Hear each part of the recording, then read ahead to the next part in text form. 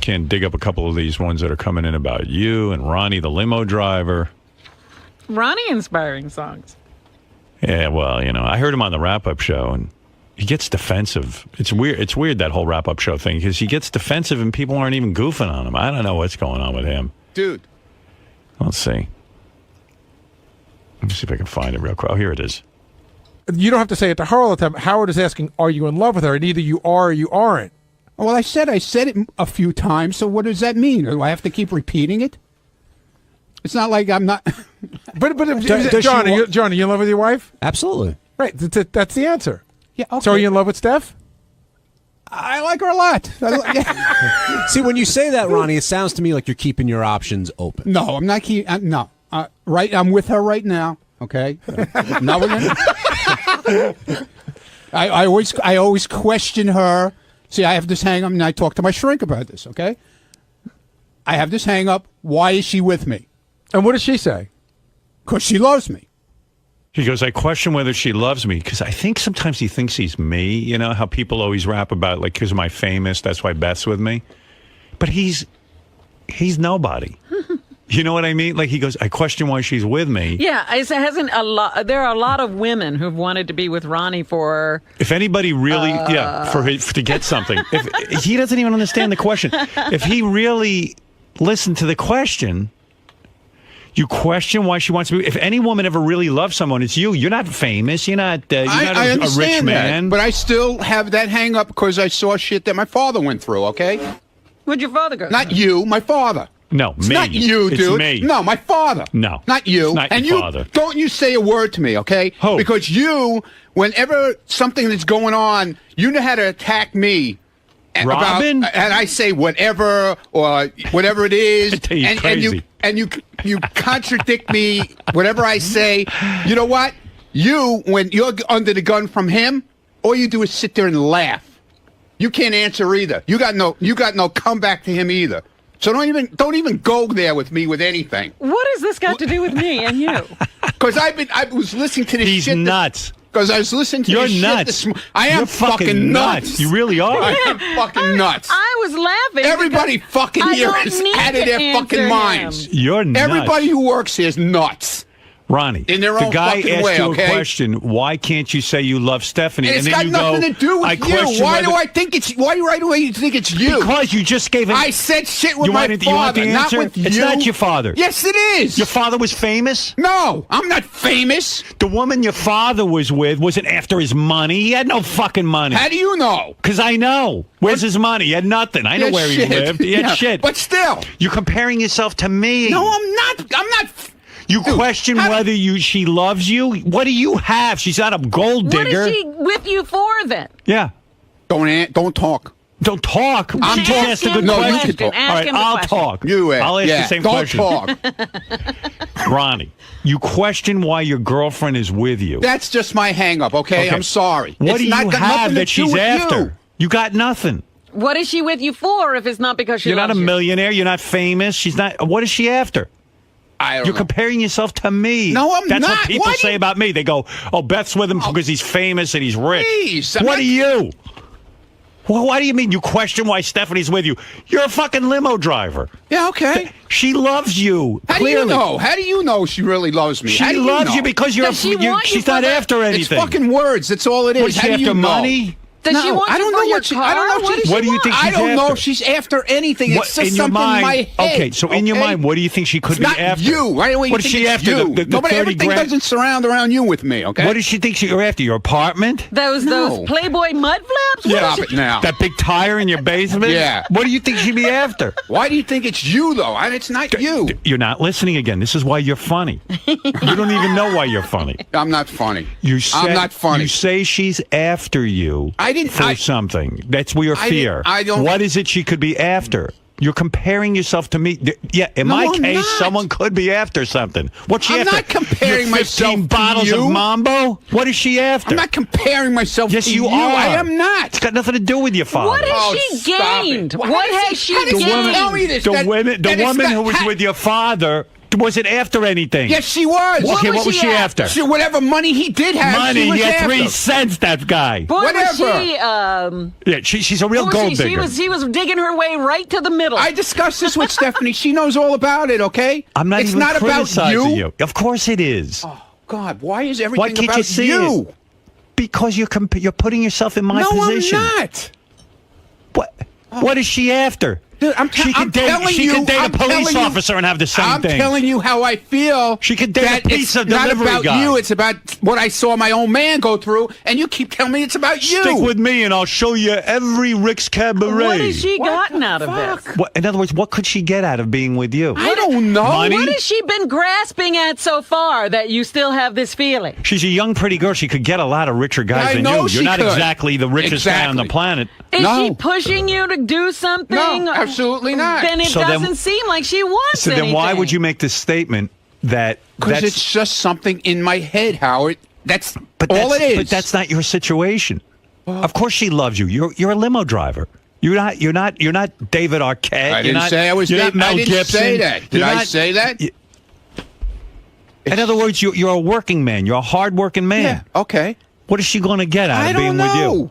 I don't What's she know. gonna It's inherit? just something in my head. Okay. And she's hanging out so long to get it. He Boy. goes, I always question whether she really loves me. I think he thinks he's famous like me. Are That's the you only thing I can crazy? think. Right, Robin? Well, I'm trying to think. Does she go around God. Why telling would- everybody she's Ronnie's girlfriend? And You know that who I gets go the out with? Doors open. Yeah, she goes, you know who I go out with? Ronnie the limo driver. You know what everyone's reaction is? Oh, so you're after his fame and wealth. Right. Oh, come on in. Let's close down the store because you're here. Yeah, pretty woman. Let's go on a pretty woman shopping spree. You got all that Ronnie money. Oh my God, Jesus! I can't. You ask me a question know. and I answer it, and it's not good enough for you. I don't know if you know this, but my boyfriend is verified on Twitter. Wow. Yeah. With I'm after- 74,000 followers. Wow. I'm after his verification. You know, he's Stop verified. it, man. You know why? Why? You don't even When hear the question. Yeah, but I'm I hear trying you on to. the wrap-up I'm show. trying to answer you. But it's a and you- ridiculous answer. You're Well, that's afraid my she- answer. It's she- not you. So It's got why is nothing she to with do you with if you. she doesn't love Ask you? her, call her and What is ask her. she How many after? times have I Are said you to her? secretly rich? Yeah, You're I not mean, telling Maybe, us? maybe I am. Maybe I am. I know you he's don't know not. what I have.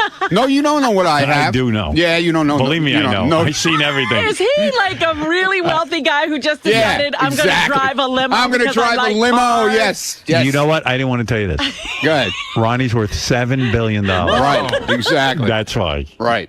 He's worried. Actually, I own all 23 Rick's clubs. Yeah. Nobody knows. Now Well, you act like I you do. understand. Yeah. Now I He understand. probably told her that. Yeah, I didn't tell anybody anything of the sort. Now stop it. All right. Thank you. I don't know why you don't get it through your head. It's just something that I have a feeling about. I'm sorry. God. And all you do is laugh. I got it. Okay? Well, when you're under the funny. gun, Well, when you're under the gun, look, all you do you- is laugh. Ronnie, your perception is so off that it's just Yeah, it's I'm funny. always Perception wrong. is so I am off. always wrong. Your I know. perceptions are so out there. I know. Yeah, Out you're the just window. off. I'm I fucking can't even- crazy. I can't even I'm explain telling it. you, I'm fucking nuts. All right, goodbye. You're annoying. You got to hear him on the wrap-up show. Oh, my It's the goodness. greatest. Oh, I mean- can't believe that he Oh. believes somebody's after him for. His I mo- still can't figure out what the for is. And for this- what? He saw his father go through that. No, he didn't. Father didn't go through anything. His father was a divorced man. He had a girlfriend. She was devoted to him, even when he was ill. I remember. Listen, I know Ronnie all these years. Well, that woman was hanging out, waiting until the bitter end. And you should see what she got. I to think she, get what was there. I think she inherited a $14,000 condo after putting in 30 years with him. Oh, okay. Yeah. Own place. It's But is not it like she's whatever poor, you know? whatever your doubts are? What would they be? Wait, you got to hear this one. Are you guys in a monogamous relationship? Yeah, according to her, we are. Do you feel like you're free to see other women? No, Okay, so I'm not seeing anybody else now. if you had sex with another woman, would you tell her? Yeah, right. Yeah, I'm going to tell her. No, I'm not going to tell her. Would that be considered cheating? Yeah, Okay, so but you I'm not. I didn't. No, that's fine. That's what I'm just curious, like what you guys' boundaries are. We don't have any boundaries. Well, you have that boundary. Wait, so you're both free to basically do what you want to do. no. He goes, he's crazy. We don't have any boundaries, but I can't do this and I can't do that. He's funny, man. He's the best on the show. Better than anyone. Oh, my goodness. Oh no, not in that case. No. What in what case are you? I don't. Leave me Well, does that go leave both? me alone already. Does that go Okay? both ways? Like, if you can sort of do your thing, can she do her thing? Are you comfortable with that? No, she goes and hangs out, and she goes out with her friends. I don't know what she does. Can I take her out? No. You would be the last person. And by the way, that has to do no matter how old she is. Yeah. Why did you call Howard out on about her mom? on the age thing? You feel like he's picking on your age? He always picks on my age. And you can't say he doesn't. He says he doesn't, but he does. He brings it up a lot. You're the oldest guy on the show, so I Okay, think he busts your fine. balls about that. 'Cause- Whatever. Yeah, but Ronnie, still. again, like in junior high school, if you poke somebody and you see it bothers them, then you just keep poking. I understand. But when I do it back to him, he doesn't like it. Because it's his He's show. old also, okay? But not as old as you. No, but I don't he's point still- that out to you. But he's still old. And he doesn't want to be old either. You think I enjoy being old? No. I'm just living my life, whatever's left of it. I think okay? you're enjoying yourself very much. I am. I had a great time in Florida. We had an awesome time. Now, It's one of the best vacations I've had in a long time. when marriage came up, you said That's definitely out. But That I can tell you right here. Hefner. He's Hugh Hefner. No, he's still being you Yeah, I from know. a few years right, ago. I know. He's still into that. He's holding that prize Right. of the Mund name. right. No questions asked. That's out. But the moving in thing is on the table. It's a possibility. We've talked about it. You've been together 4 years. Yeah. When you say marriage is out, like, because I know a lot of people say it, but they still say, okay, I want to become a couple, and I want to live together, and I want the idea to be everything the same as marriage, just not officially married. Is that what you mean? Listen, if she moves in, that's it. There's no other relationship. There's nothing. There's not going to be engagements. There's not going to be put a ring on her finger for 10 years. There's not going to be any kind of But the diamond idea, ring. but if she does There's- move in, the idea might be this is our lifelong partners. as long as it might last. Do you think at one point she may want that stuff, though, Ronnie? What? A ring? She says no. And I told her it will be no. And if she insists, that it's going to be no, that she wants it eventually, then it's done. Wow. She's a saint. I told her no. Look at him. But Is those guys on Bubba said he looks like that mustache is from the Civil War reenactment. Excuse me. I guess he's Ron Perlman. Right, not Not Ron Ron Mund. Mund. Right. Worried. She's worried she's after him for something. Oh, boy. What could she be after? She's with him. She's working 3 jobs, this girl. I know her. Yeah. She works her ass off. And he's worried that she doesn't love him. I don't think the Mund name opens even his door. He has Right. to open He's it worried. himself. I think he thinks he's famous and rich or something. He's living some sort of Something delusion. he's got, and she's going Right. to get it. She's going to get What it. are you talking about? Why don't you She's just got- change your name to Howard? She goes, what? Howard. Howard. Howard. Howard. Why? Are you crazy? You're crazy. Okay. Listen, she has her own thing. She does her own thing. She wants works. the Mund name. She works 2 jobs. I know. Believe me, I know. You know? She's a hard-working girl. She ain't getting anything out of being with you, that's for sure. Yeah, I mean, she looks like a gold digger from the description. Right. And she's not. I can see that. I don't I get, think she just wants to be. don't I think get- she just wants to be a Mund. That's I because you know don't- how. I don't get you, man. I really don't. I don't. It's I know just- you don't. It's really something that's in my fucking head. I'm sorry. It's got nothing to do with you. Sure. I understand. I told you about this a long time ago. Yeah. You did. I forgot. I'm Oh, sorry. don't tell me we didn't talk about this. All right. We did. Okay. And you agreed with him? You Years were in the ago. car. Years ago. He's driving. I don't want to crash. afraid. He'll drive me into a lake, and I can't get You know out. what? You know what? He's so full of shit because we talk about stuff all the time, and he'll deny it from now until next year. Okay? I'm not denying anything. Who knows what you say? Yeah. Okay. All right. She's Fine. Still trying Fine. to make it out. She ain't a gold digger. She's a dirt digger. Because believe me, you got nothing. I don't know what you're worried about. You don't have some mass fortune that she's It's got after. nothing to do with that. So why do you think she'd be with you if she didn't love you? What is don't she in? know. What do you think? What do you think she's looking for? Yeah, she's I not don't. I don't. It can't be know. the Mund name. The Mund name closes doors. It doesn't Right, open doors. Yeah. Listen. I don't People know. hear Mund, they close the door. Where in the Yeah. world is he such a big shot? I don't. Maybe I'm the not. Rick's I didn't Cabaret. say I was a big shot. When did I say At I Rick's was a big shot? Cabaret, he What walks. is she No, I getting didn't out say- of- when she did I walks say it was a around big shot? bragging that this is her man? My man is Ricky- listen, I don't Ricky love him. man. I don't He's love Ricky him, man. but when he dies, I'm going to inherit his empire. Right. I mean, she's sitting there. She's talking about what a wonderful lover you are. She really enjoys being I with understand you. that. She's a great kid. She's a great girl, man. Kid, That's what's cool about it. you're a good kid. Hey, kid, get over here. Stop One it. day you play your cards right, you'll inherit my nothing. Right. You'll inherit this. My you my just- NASCAR memorabilia. You just don't get it. Sorry. What don't I get? Nothing. What we am I can't missing? get it. I'm leaving. What is she after? I didn't say she was after You anything. said you don't. You said you don't think she loves you. You're have a I feeling, said I didn't. question. I said you question I it. question it. Right. So what would she be after? When will you get I an didn't. answer? I didn't say she was after in anything. your fantasies, why is she there? Since she I doesn't don't love you. know. That's what I'm trying to figure I out in my wanna know head. what you think you've got that somebody's going to give I up don't- their entire life for. I didn't say that. All right. I didn't say that. I really got to know what. Yeah, what I'm you think depressed now. They're after. Maybe I should go take some. How What is many that? other women Let me are drink after? some of that shit. What did you drink? I want to How know. many I other want to drink women some. are after Ronnie? Nobody. Maybe did you copyright that phrase topless? To No, your I did PLD? not. No, I So didn't. she can't even inherit no, that. I didn't. I didn't. Because dating Ronnie is her stepping stone to nowhere. Topless. To topless. Who said she was is a stepping stone That's for what I'm anything? saying. This is what you're saying that this is what's It's going got- but on. it's got That nothing she to must do be with that. into you because of where she can get or No, what I she never can get. said that. I never said that. Did I ever say that? Yes, you said I have a question of why she's with me. Yeah, exactly. But I didn't say that she's into it for getting money or whatever. what would she be I into it don't for? know. What That- could she be into it Oh for? my God, Well, man. he does have a lot of Twitter followers. Yeah, she's going to inherit all of them. Do you go everywhere and people go, "Hey, there's Ronnie, the limo driver"? I mean, maybe No, that's what she's it happens. It happens. It does happen after. when we're out. Right. So maybe that's what she's after. Yeah, in your mind. exactly. Right. Oh, okay. Well, that makes sense. She wants to be. Yeah. No, you're it's so not. famous. I didn't say that. I never Then said what could that. it be? How could you? I got even- nothing. It's, You got nothing. You That's got it. nothing. So why would she be after? All right, We listen. all agree on that. All right. Thank you. Yeah, Thank before you. Nancy calls in and says she's sick of hearing me, let me go. You know the girl from yesterday? All right. All right. She doesn't like it. I'm You know, leaving. Ronnie has like over 600 Skull T-shirts. Maybe that's what she's after. Ah, Yeah. good Lord. This is what I deal with all day.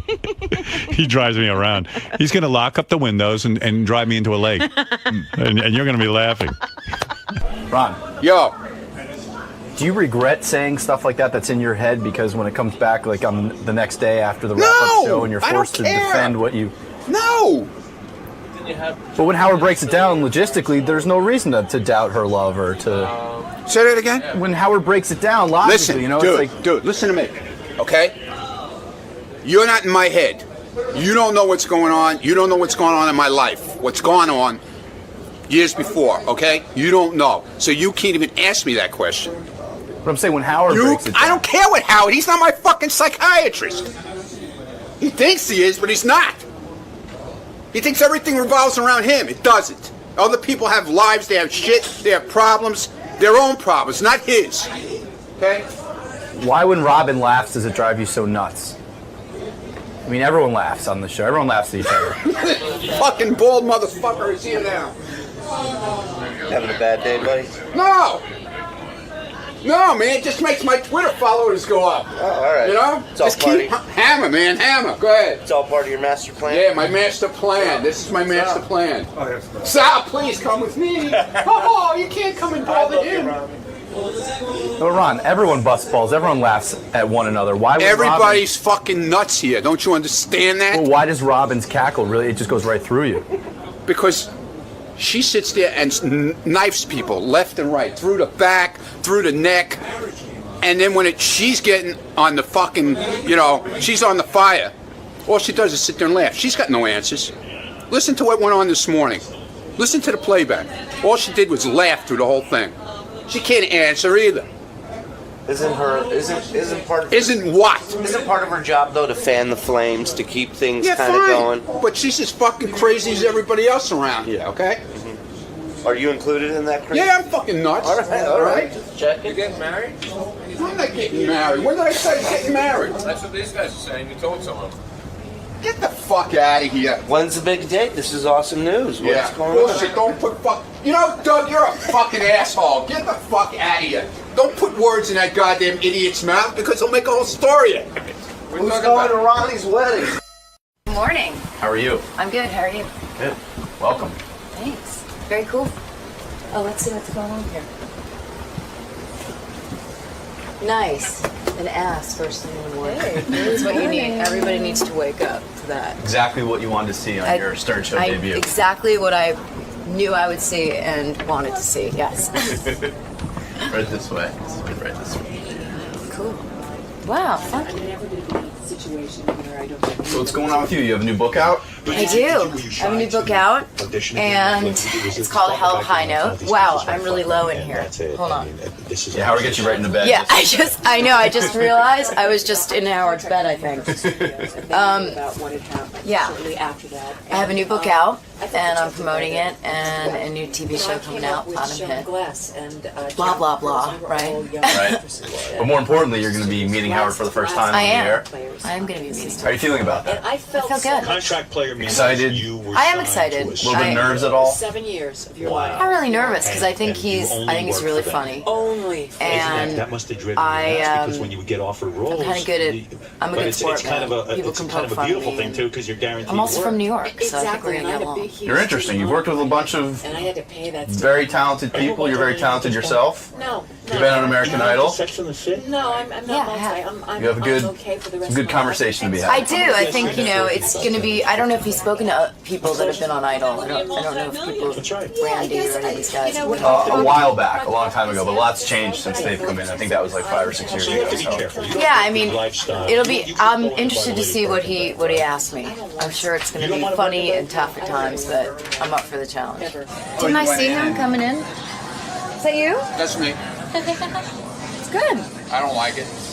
All right, then let's take it down. Take it home. Let's take it down. Forget this. I'm not going to look at this anymore. We're over that. Come here. We're going to put your head here. My head there? Yeah, just put your head right there. Good. Just stand here for the next 10 years.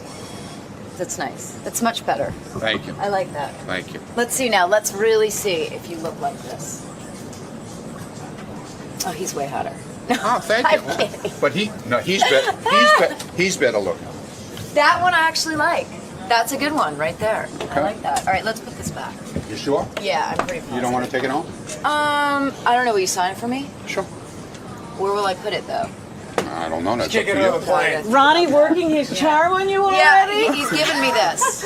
That's wonderful. So I mean, you don't mind if I take I this don't. home, right? I actually would like you to take All it. right, I got to leave you though because I'm married, but I'm going to take this home with me. Thank you so much. Really appreciate There it. goes my picture. No worries. I got. There's. What about this one? Why don't I take this one? That's Jeff the drunk. You can have him as Oh, I'm well. gonna take him too. Good.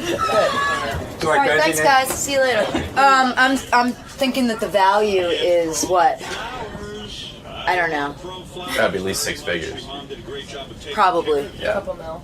The detail and the goatee. And also, is I'm gonna go home and actually do my own kind of thing on it. your own interpretation. Yeah, well, after I've spent some time with him, I'm gonna figure out what color would go best, like right across his mouth, and maybe put a little thing like a handkerchief there, because that may make him look a little slobber. Yeah. I'm wondering if I should also give him a gold tooth. That would look good. I think that'd be hot. Yeah. Actually, let's work on that now. Don't you think I should? Yeah, deface it a little bit. Do you think I should do that? Yeah. You wouldn't mind, would you? No, God. We have enough Ronnie around here. We don't need... Ronnie! Can I give you a black tooth? For sure.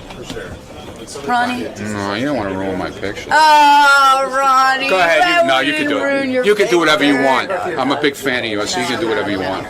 Ronnie. I thought you were great on Idol. Oh, thank you. I really appreciate that. Oh, Ronnie. Ronnie, I'm really liking you now. See? I know how to work it. You do. I bet you everybody knows how to work it here, so that's... Not really. Really? Not like really. you, Ronnie? I have the charm.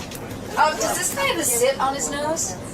Yeah, and he has one on his ass too. Oh, I don't want to know how Just you know so you that. know. I don't want to know how you know that. Well, That's okay. okay. I love that. My wife just stopped by. I'm glad you stopped by because I'm going to get Cara Guardia is here too. Dio Guardi. Cara Guardi is here, and I want to talk to her. But as long as my wife is here. I smuggled a dog in. The dog you brought into this building from North Shore Animal League is the cutest dog officially the cutest dog I've ever seen in my life. What is that dog? This is Duncan. He's 10 weeks old. He's a Basset Hound mix. He's from one of our southern rescues. I know you have Cara. I just want to say North Shore Animal League America in Port Washington. We have our huge Adopt-a-thon event this weekend.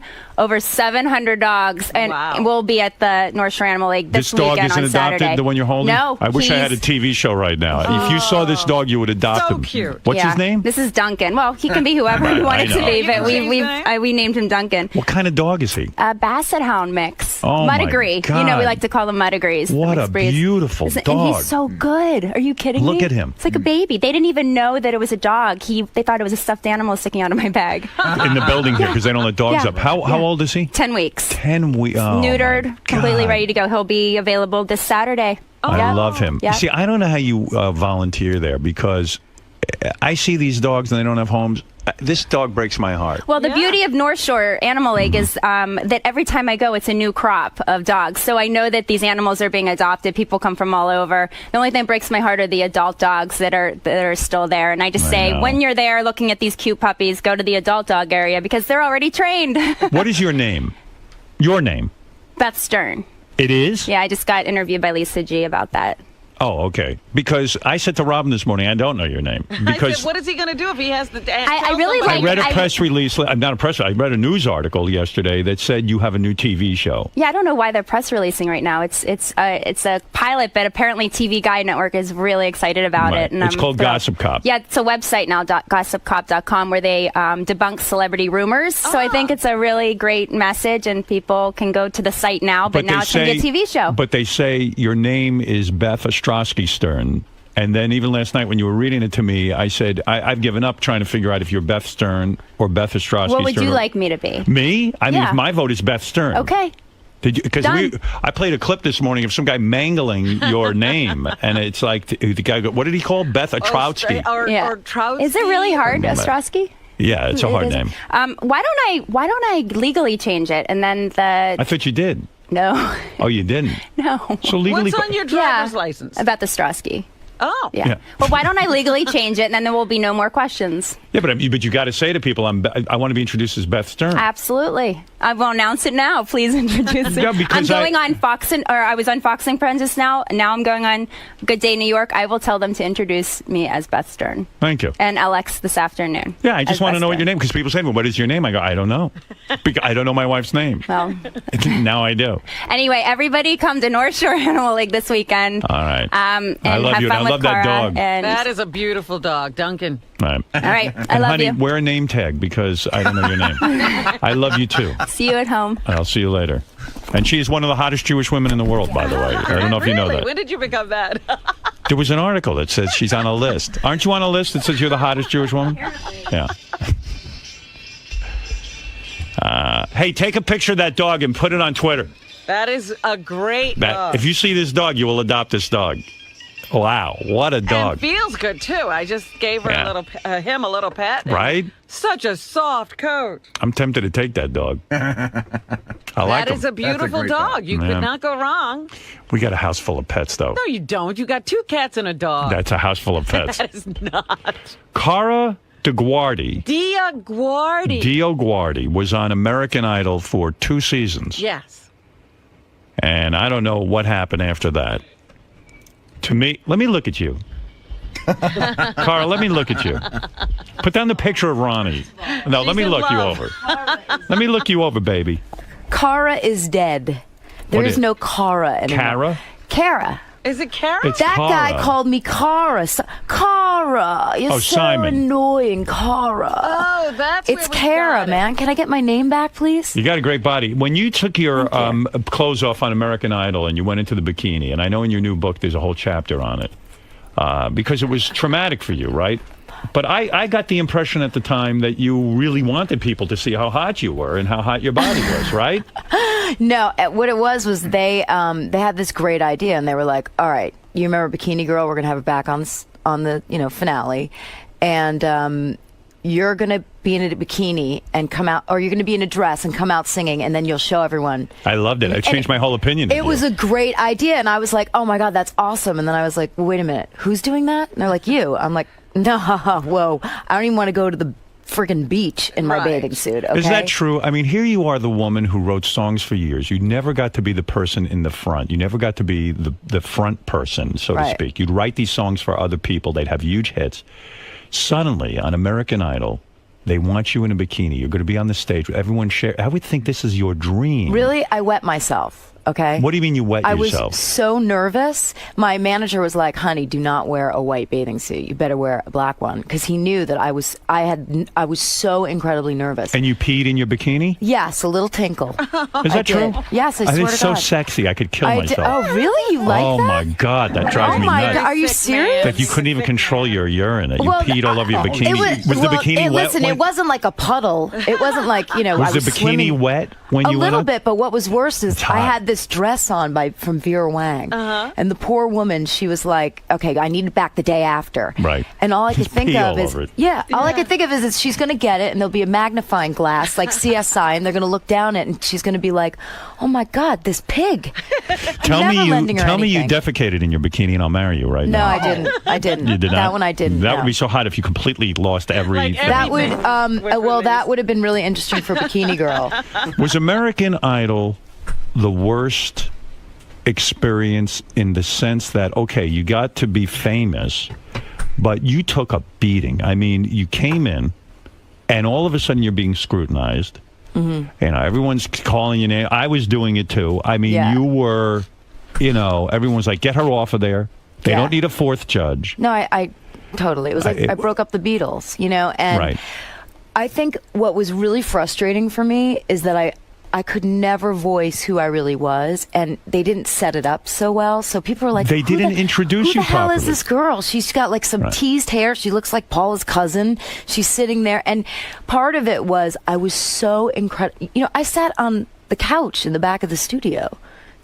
I got coffee for some of the artists at times. They'd walk in and go, "Honey, I need it black with milk." Right. So I was so behind the scenes. The weird, in a way, they could have orchestrated you coming on American Idol in a better way to make people like you and understand the need for you. Because if you really analyze it, more than Simon, more than Paula, more than Randy, you've actually written. How many hit songs have you written? When I say hit songs that have been on the top of the charts, a lot. Like 40, 50. I've sold songs of mine have sold over 159 million records. Wow. 159 million records. Songs that so I've had. if they had made that clear, like I didn't know anything about you. All of a sudden, I thought you were Paula's friend or something, or you were using you to keep Paula in line, which is the worst thing. That's almost to bring someone in and say, hey, she's here to get Paula in line. Look, it was not easy, I got to tell you. And I think the hardest part was when I did sometimes read the blogs. And they were pretty hard on me, but also at the same time when I'd watch the show, I'd be like, she is annoying, that person, because that person wasn't me.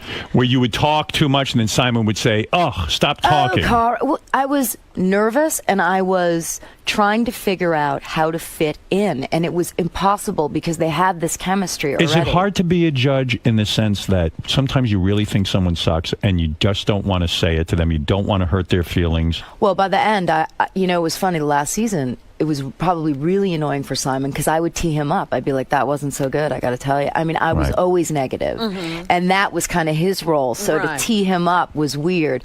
But for me... Would he say to you after the show, you fucked me over because you were negative, and now all of a sudden, when I'm negative, it seems like the same thing? No, he wouldn't, because, he knew that I wasn't... I think if he knew I was trying to fuck with him, he probably would have said that. He would have been like, who the fuck do you think you are? Was he the boss, so to speak? Was he the one in charge? I would say that he really ran the panel when he was there. And how did he get that role? I mean, didn't Randy get resentful of that? Randy plays it smart. He just kind of lays back and Randy's happy to be there. Randy's just a great guy. Randy is, Randy's like a teddy bear. He's just a doll. He's going to go along with whatever's happening. You don't like Simon, do you? I do like Simon. I do. In the beginning, I thought he was way too hard on me. And how so? Well, when we'd be on the audition table, and he'd be like, "Cara, you're talking," and it was. I'm the kind of person that way too hard. Are you on camera or off camera? Well, Kind of both, but Okay. I understood it. Listen, I understood. The guy was the star. I got it. It's not like I was like going in my room and, calling my agent. It was like I got it. I was just trying to figure out how to adapt around him. He could have been more helpful, is what you're saying, because he affects everyone's perception of you. Totally. And when he blows you off and he cuts you off and rolls his eyes while you're talking, you're doomed. But That's you know it. what? That's TV, so I got it. Like, that's who he is. That's his role. But by the ninth season, we started to, I think, develop a respect for each other. Mm-hmm. And I have to say that I learned a lot from that guy. I learned a lot by watching him. So for that, I have to give him thanks. Explain to me, as a songwriter, how you make a living, because I don't understand it. You write the song, and then after you write the song and someone like Christina Aguilera sings your song, Yeah. you get checks on a regular basis. You get, I mean, if you write big songs, we're talking millions of dollars. Wow. So You've written big songs. Yeah. And you have millions of dollars from Yeah. it. And it's constant. In other words, I have friends who are in the music business, and they say, oh, the royalty checks just keep coming. I'm taking 2 years off because the royalty checks come in. It's that big an amount, and how do you even know they're paying you the proper amount? How do you audit that? Well, first of all, I'm one of probably the only songwriters that own their own catalog forever, since the beginning. You own all your own music. I did, but I sold everything about 3 years before I went on Idol. Mm-hmm. So when I was approached by Idol, I was almost like, I think I'm out of here. Yeah, I think you I'm were done now. Like, I'm just going to chill for a while. such a millionaire. In other words, you had enough. You have enough money that you could have said, "I'm done songwriting. I'm done working. This is it. I can play the rest of my life." Oh yeah, I mean, I made more from songs than I did from Idol. Of course. Yeah. I mean, from what you're saying, you're one of the most successful songwriters in the world, aren't you? I think people would say I was one of the Can you give us some successful. titles? Yeah. Well, here, wait. Let me do this. I'll give you some titles. Why don't you do it? Here, I'll tell you. I'll give you some titles, and then I'm fascinated by this. I really am. How do you know they're paying you the proper amount of money when you're? Well, you check it, and I mean, when you check it, who do you check it with? I go to BMI. I go to performance rights societies, the record labels. I also. How could you really know that you're being paid properly? You really can't. Well, you audit them too. You do. Of course. And you've done You want that. to know this? I am the only person in the history of the music business that audited a company and they had overpaid me. Who was the company? I had to pay back the money. Who was the company? EMI. EMI. In other words, they'd sent you royalty checks. Yes. You checked. I had to send back money. Why did you tell them the truth? Could you have lied? And What just... do you mean? They found, because when they go through the books that you have to disclose. Yeah. Oh, Can you imagine? Have you ever audited and found that you were owed money? No, not yet. Because you know why? I register my songs. See, a lot of writers like to go, oh, I didn't get paid. Did you register your song? What does that mean? They go, you have to put it in with the company. If you don't, they don't know to pay you. I see. You've got to keep an eye on your songs are your children, and you have to keep exactly. And I'm a business person. I own a publishing company. Does it kill you inside that you don't get to sing your own songs? It would drive me insane. I mean, I always felt bad for the guy in the band, Robbie Robertson, who wrote all those songs, but he couldn't sing them. At least he got to be on stage and play the guitar. Right. Is that the worst part of this whole experience in your profession? I mean, I wanted to be an artist in the beginning, but that didn't work out. So you hate singing, don't you? I hate performing. Because your father ruined it for you. Well, I don't want to say he ruined it, but he pushed me as a little kid, and I kind of, I talk about it in the book. I had stage fright. I definitely Your had dad stage would fright. say, Cara, get up there on the stage and sing. Yeah. And that freaked you out. It totally freaked me out because I was a perfectionist, and I was more about, like, am I going to get it right? Is it going to be great? As opposed to loving it and being in the moment. But I have to say, I thank my dad for that because it got me ready for American Idol. You make that good, that your father would force you up on a stage to sing. Well, when you're in front of 25 million people live, thank God I had that kind of experience. Did you ever go out and perform some of your own songs? Will you ever sing your own songs? Well, that's sort of how I got to writing the book, is I was doing these shows where I was singing the songs I co-written and telling the stories of Is how that what they you came did? to be. Because of American Idol, you probably said, hey, I could go out and do a little show and people will come here. Like Burt Bacharach Well, used my to do that. manager forced me to do it again. Burt Bacharach couldn't sing his own songs, but he became such a known personality as a songwriter that he could Right. go out and people would say, okay, I'll maybe go see him. he can't sing it so great, but that's it. Are you a good singer? Asked me to sing one of my songs. All right. What's your biggest song that you ever wrote? What's your favorite? Well, I love Sober. Sober. That's the one Pink did, right? Yeah. So when she's on the radio singing that, and you obviously can sing, do you ever say, why didn't I just record that song? No, I say, thank God for that bitch. I love her. Really? You don't want the spotlight? No, not like that. I love singing. I do, but... What do you mean you wrote that song? I mean, you wrote All right, the music? let me tell Did you what it was, all right, okay? let me tell you understand that, it. because this is important, a hell of a high note gets into this. It says, because there's been all this stuff in the press about all these things that I've been through, but why it discusses it is because every experience I've had and everything I've gone through has been put into my songs. So I had an eating disorder, okay? Yeah, okay. So we go to write sober. When you have an addiction... What do you mean you go to write sober? Is that you mean you're with I get Pink? a call from Pink. You write together in a room. Exactly. So I get there, and to be honest with you, it was the second time we'd met. The first time was a bit awkward. I met her. She was at the end of this album, and her record label was like, "You need to go out and find a hit." Meanwhile, she had all the hits, and they were like, "Go meet this girl, Kara." And she's like, "Who's this bitch, Kara?" Right. I got to go meet someone now. I'm a big artist. So I met her, and it was a little awkward. And I thought, "Oh, I blew that. That's never going to happen." But she called a year later, and I went out to Malibu. Isn't it funny you think you blew it? She blew it. She needs you. She I needs don't know the if she needs me. songwriter. She's pretty damn good, I got to tell you. She's I think amazing. she's a very talented woman, and I she's like her really- music. She's writing a lot of her Wait, songs. she really does. So I'm going to tell you what And happened. I love that song, Sober. Well, so what happens is I go out there and I'm like, let's talk about what happened last time, because as women, you never want to be in a room with a woman and there's some weird shit going on. So we Right. cleared the air on that, and then we opened the bottle of wine. Right. And I am not a big drinker. Like one or two, and I'm up on the bar, man. Me too. I'm ready to go. Right. This girl, she can drink a lot more than me, so I try to keep up. But what happened is we just had this great game of like drunken tennis, You mean you would spew out a line, and then Pink would spew out a line? Exactly, and that's how we would do it. She had the last line, "How do I feel this good sober?" And they had the track. How So I did had you know to figure- call it?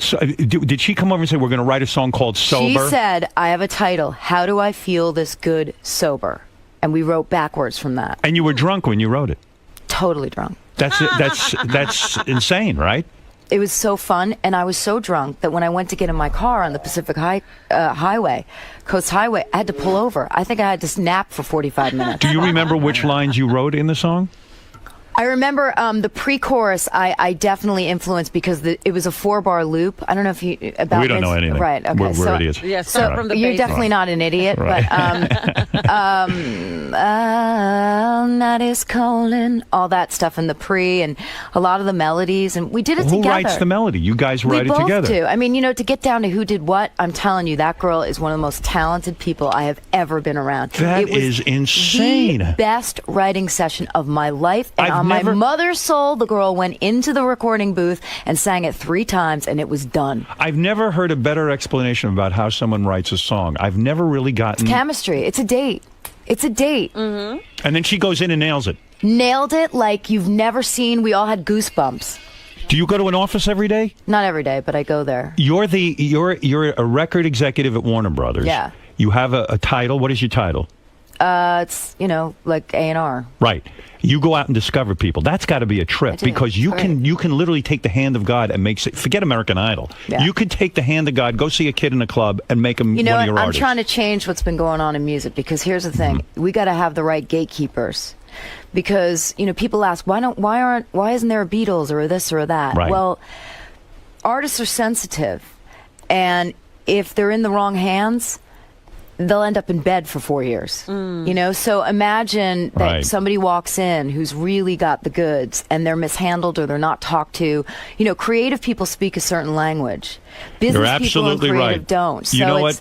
they respect me more than they would like some, guy who really has never You're written a absolutely song or- right. You've written songs. You understand artists because what you say is not bullshit. I have friends who are in the recording industry. They can't get out of bed in the morning. They get into such depressions. They feel so much. That's how come they can write songs. They That's- feel this intensity, don't they? They do, and that's partially what this book is about. It's you cannot write great songs unless you come from a place of truth. And when you talk about Pink, the reason she's so great is she comes from her truth. She's not ashamed of it, and she lets it out there. And she's inspired so many people, especially women. So you sat in the studio with her. She does this song, and you can smell a hit, can't you? I was, whether it was a hit or not, it was a life-changing experience for me. It went in my brain. I went, why would I ever go in the studio with someone who didn't inspire me? Now, after that magic happens, why does she say to you, let's go sit and write 10 more songs? Why is it just the one? Well, you know, she wrote a lot with Max Martin, these new songs, and he's one of the best songwriters ever. You see what's coming across right now? Here you are, a woman who's incredibly knowledgeable about the music industry and have been responsible for millions and millions of records, and yet that never came across on American Idol. And in a way, that's the program's fault. You couldn't have set that up. We didn't know who we were listening to. In fact, you seem to be more important to me now because you do have this credibility. Well, thank What's you. the most difficult song you ever wrote? I'll give you a couple of... Ain't No Other Man. Ain't No Other Man. I'll tell you why. Why is because that? Who did that, Ain't No Other Christina Man? Aguilera. Yeah. I wish I had that to play right now. Yeah. I'm sure I'll tell can you why it find was difficult. Why? Okay, let me see if I can clearly state this. You know when you go into karaoke bars? Yes. You know the track, the music they put on? Right. Well, a lot of times today, producers will give you a track. It's already done. The music is sounding great. It's ready to go. Okay? You have to write the top line, which means the melody and the lyric. Right. She had this track from a guy named DJ Premier, and it was going, do your thing, honey. Do your thing, honey. And I was like, oh my God, shut that bit. I'm going to kill myself if I hear that one more time. Right. And Christina's going, this is my single. And I'm like, girl, you are out of your mind. That is not your single. That is like the worst thing I've ever heard. She's like, I'm telling you, this is the single. She knew. And I'm like, how is this the single? Who is this annoying person who keeps saying, do your thing? And she said, I'm just telling you it is. And I had to get out of my own head. And this is really interesting, actually. She was in a great marriage. And she was feeling really positive and really loved. And I was in a shit relationship. And I was blocking the words for Ain't No Other Man, the feeling, the intention, Because it you was were healthy. Right. It was happy and it was healthy. You weren't in that place. And I have been in that place, but in that particular moment, I wasn't. So, You married now? Yeah, to a great guy. Who is this guy? His name's Mike. Probably doesn't even work. He probably has you He feed did him. work. He was a teacher. Look at this. Look at this fucking guy. He was a teacher. And He's a good let me guy. tell you, he totally works. He's operations. Operations. What is that? Well, Operations. in the house, we don't have any help. We don't have anything. Oh, so And he's. So I go, operations, I need you in the bathroom and down the income. And he comes upstairs. Is it hard to respect a man who isn't powerful, who like you, who Dude, doesn't that guy have? is so powerful. Are you kidding? He But you can- know what I mean. A man is defined by his job. Outwardly, you need a powerful Absolutely man? not. And You let don't me get tell you- resentful that he stays home and doesn't have to earn the money? I think he deserves a medal for dealing with me and my life. Seriously. Really? And doesn't he feel inadequate in some way? Because He is so supportive. He's so happy that do I'm you out give there him doing my cash thing. every week? He works. Oh, he does work. Well, he works on we have a bunch of properties, so he's like, he just finished 3 bathrooms. He was away for a month doing them. He works hard. He digs ditches for the house. But you have to pay him. He's doing a job. I got to pay somebody. How do you pay your husband? What do you decide to pay Oh him? God, I can imagine how you think I pay him. No, do you pay him well? I pay him what normal people. In other words, get he paid. needs $5,000 to go buy himself a leather bag. Does he have to come to you First and of say, all, he ain't buying a leather bag. What are you talking about? I don't know. He You doesn't know, come to me. He has a his piece of own money. luggage. He owns properties too. He has his own money. He has his own money. Yes, he does. All right, take it easy. Oh my God! I mean, come on, man. You're getting defensive. What did I do wrong? You're attacking her husband. She should I'm be not defended. attacking. I'm asking. Does he have access to your money? Is there a joint account? No, There is not. Of course not. no joint account. How long you been married? 2 years. You got kids? No, I'm trying. No one today can have Can't. kids. I know. I've been having a lot of sex, no kids. A lot Well, of that's sex. good and bad. Bunch of IVFs too. Oh, You've really? Don't do that. What am I supposed to do? So don't have a kid. Well, I may adopt. Yeah.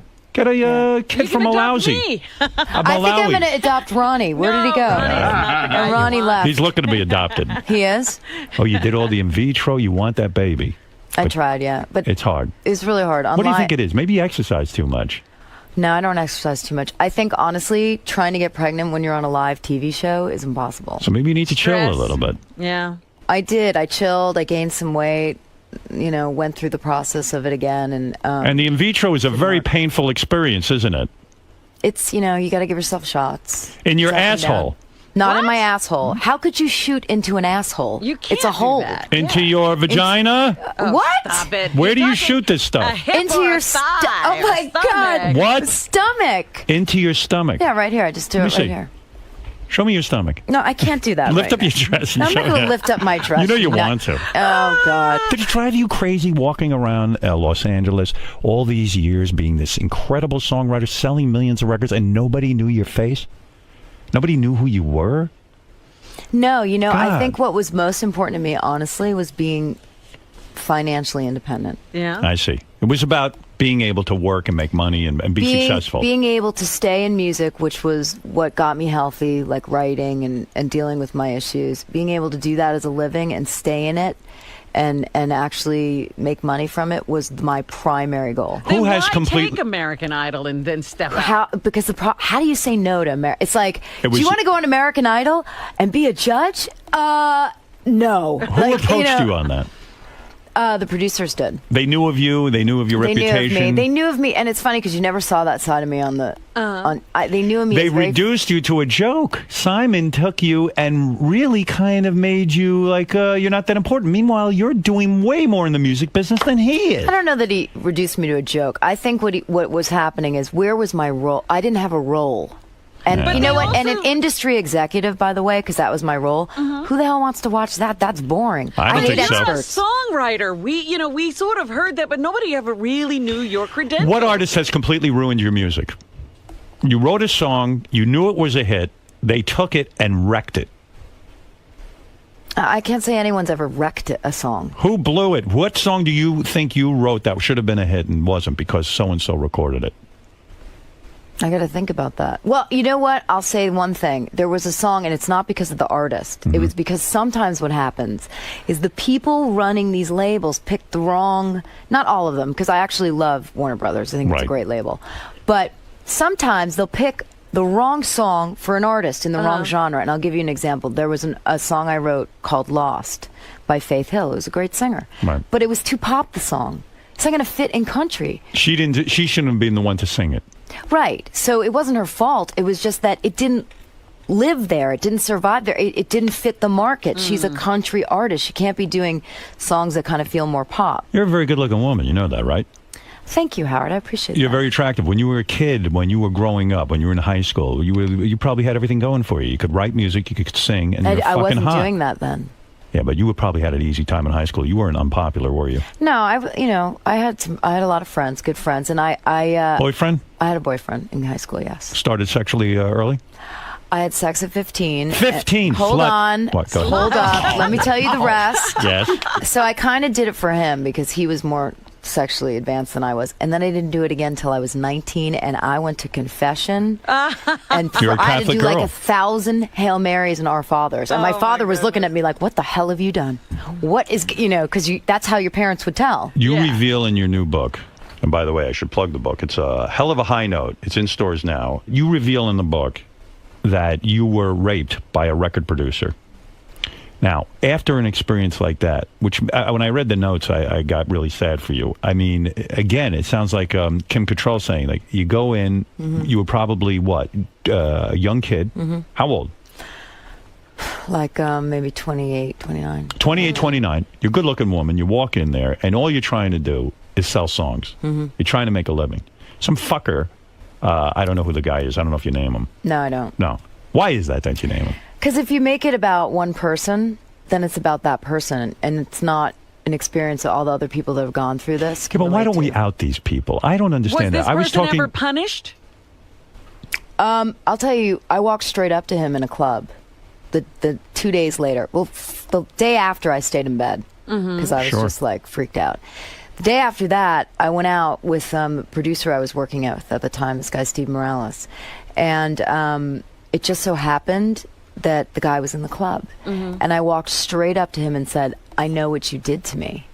And he looked at me and laughed and said, "You wanted it, honey." Oh. And the producer, hold on, this was really important because I had been through this thing as a kid with my mom, and she didn't kind of stand up, and You had been, and you're referring to, here, I'll take you through this, because this is difficult. When you were a younger kid, you were molested by a family friend. And you were how old? around 11. 11 years old. And this guy got you alone. He touched you in inappropriate places. Did he have sex with you? No. No. He didn't force you to give him oral or anything like that, but he No, molested just you. He touched touching, you and all of that. And so when you went to your mother looking for protection, you said, Mom, this is happening to me, which most young girls don't. They're afraid. Because usually the molester says, I'm going to kill your parents if you tell, and this and that. But did he try any of that on you? No. So you went to your mother. You trusted her. And you opened up to her, which is difficult. She basically ignored it. It was, when you feel unprotected by a parent, I think what happens is in your brain it goes to, I'm not worth anything. That's right. So I had to kind of build my self-esteem. But in my mother's defense, she was very Catholic, repressed. My parents never said sex until I was like in my mid-20s. Why does every person who isn't protected by their parents somehow build up that in defense of my parents? Well, let There's me no tell defense. you, I discussed it with my mother before she died. Okay. My mother was sick for 7 years, so I had a long time to get through And you this. took care of her. I did, and I forgave her. It was the kind of thing that I know it weighed heavily on her because now that I've written this book, a lot of her friends Kara, have called and what talked about was it. her response when you said, Mom, why didn't you do She something said, for me? I wasn't strong enough, and I'm sorry. And that's what you don't understand, Howard. These people are doing the best they can. No, I do understand and they don't She have really the was. wherewithal. She didn't I have. There was no understand. Oprah back Would be then. right, yeah. There was No, no one I to understand tell. And that. this was one But of her this is- close friends. let me It ask was you a bad something. situation. If you did have a child, or any child that you know came to you and told you this, how come you have the strength to stand up for that you're person? talking to a girl who got slapped 2 weeks ago by some girl on the street for interrupting when she was yelling and pushing her daughter. Good. Well, how That's come you right. have the strength and your mother couldn't find the strength? Let's not forgive her so different easy. people. We're different people. Two different We're different times. people. Why do we have to forgive? Because if you don't forgive and you don't let it go and get past it, it's just going to eat you alive. I've moved on from it. You're looking at a guy who's eaten alive, and let me tell you, You know something. what? I'm You still look pretty standing. damn good. Goddamn You right. look pretty damn good. Are you enjoying it? Let me. Well, so getting back to this painful subject. So you had been through this, and I don't understand what happened with this record guy. You Okay, go so in. this is what happened. So I go up to him and I say this, and he laughs at me. But the producer I'm with sees this, the guy that I went to and goes up to him and goes, "You fucking ever touch her again, I'm gonna fucking." And so he stood up for me. Right. And it was this amazing moment where I just felt like so protected by him. How did And- this guy rape you? Were you on a date with him? Yeah, I was on a you date were with on a him. date. So what happened was he had been acting like he was so interested in my music and that I was so talented, and I was, down in Miami and I didn't have any friends there or anything, and I was working all the time, and he seemed really nice. He had, a daughter, I don't know what age, but he seemed like A he good was dude. divorced, but he seemed like a good guy. Right. And, we went on a date, and then, Where did he take you on the date? Dinner? Yeah, a restaurant. Drinking a lot? No. Okay. No. And it just, at the end, we went back, and I guess... Where, his room? No, he walked me to my apartment because I Right. had rented an had an apartment there. And we started, kissing, whatever. But I was like, no. Date didn't rape wanna is go a that very far. strange thing. Right. Because you don't realize it's happening to you because it's not a stranger. It's someone who you actually thought you knew. That's right. And so, before I knew it, he's like, it was just He's you're kissing you, frozen. and then all of a sudden... And I'm like, no, and you said no. a million times. And he kept kind of pushing it. Yeah, and then And he pushes himself into you. right, I'm not sure that he. I don't think there was, You don't think there was penetration? No, there was that, but not. He didn't. Come or Yeah, something. he didn't come. You don't think he came because No, what? You 'cause threw then him I off was you? like, then I started. I think to, it got awkward. It got weird, and you just said no, again, and then get finally, off of me.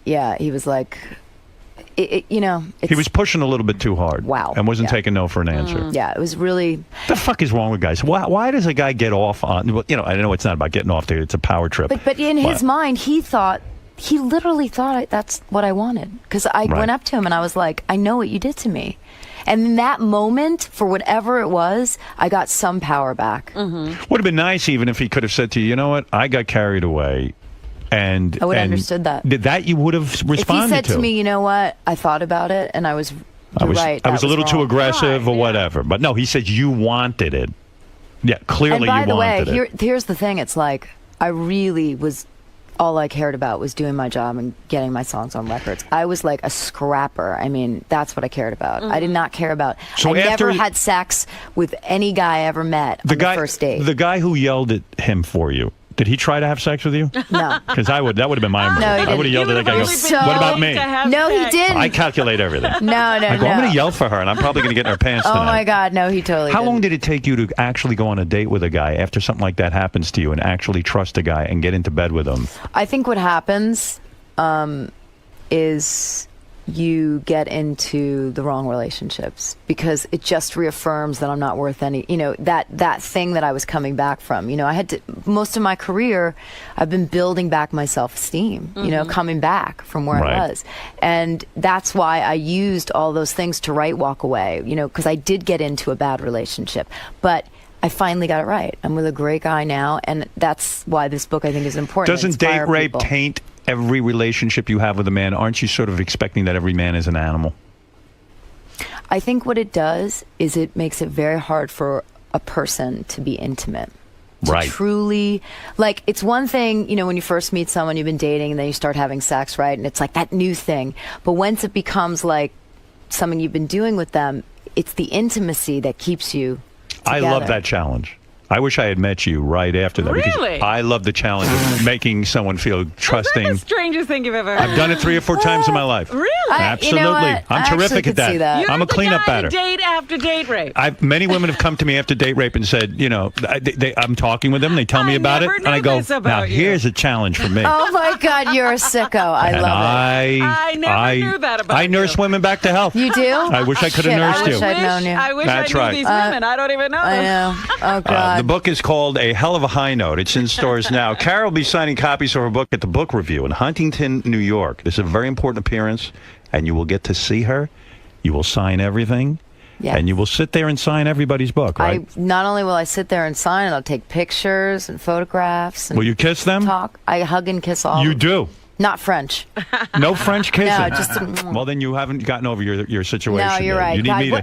what kind of a book signing would it be unless there was tongue? Total orgy. I had anal with all of the people online at my Did book you signings. really? Absolutely. Oh that's why you're my ass walking was so weird. sore. I know. That's why. That's what's going on. May 7th at Does noon she at Book still Soup. have people coming up and singing to her? Yeah. Because they, You know what's so Now, cute? you're going to be on a new show, right? You're Yeah, going to have Platinum Hit. where you're a judge. I had judge on a songwriting. But this makes sense because it's a songwriting competition, and you're a songwriter. Yeah. So this should be good for It's you. really actually. It's a great show. Maybe you'll get to shine, and you like this better because it's pre-tape, so that you feel it can be edited. And Yeah, that's got its own issues because I have a lot to say, but they edit everything down. what the fuck is wrong with Paul Abdul? Go ahead. Really, what is wrong?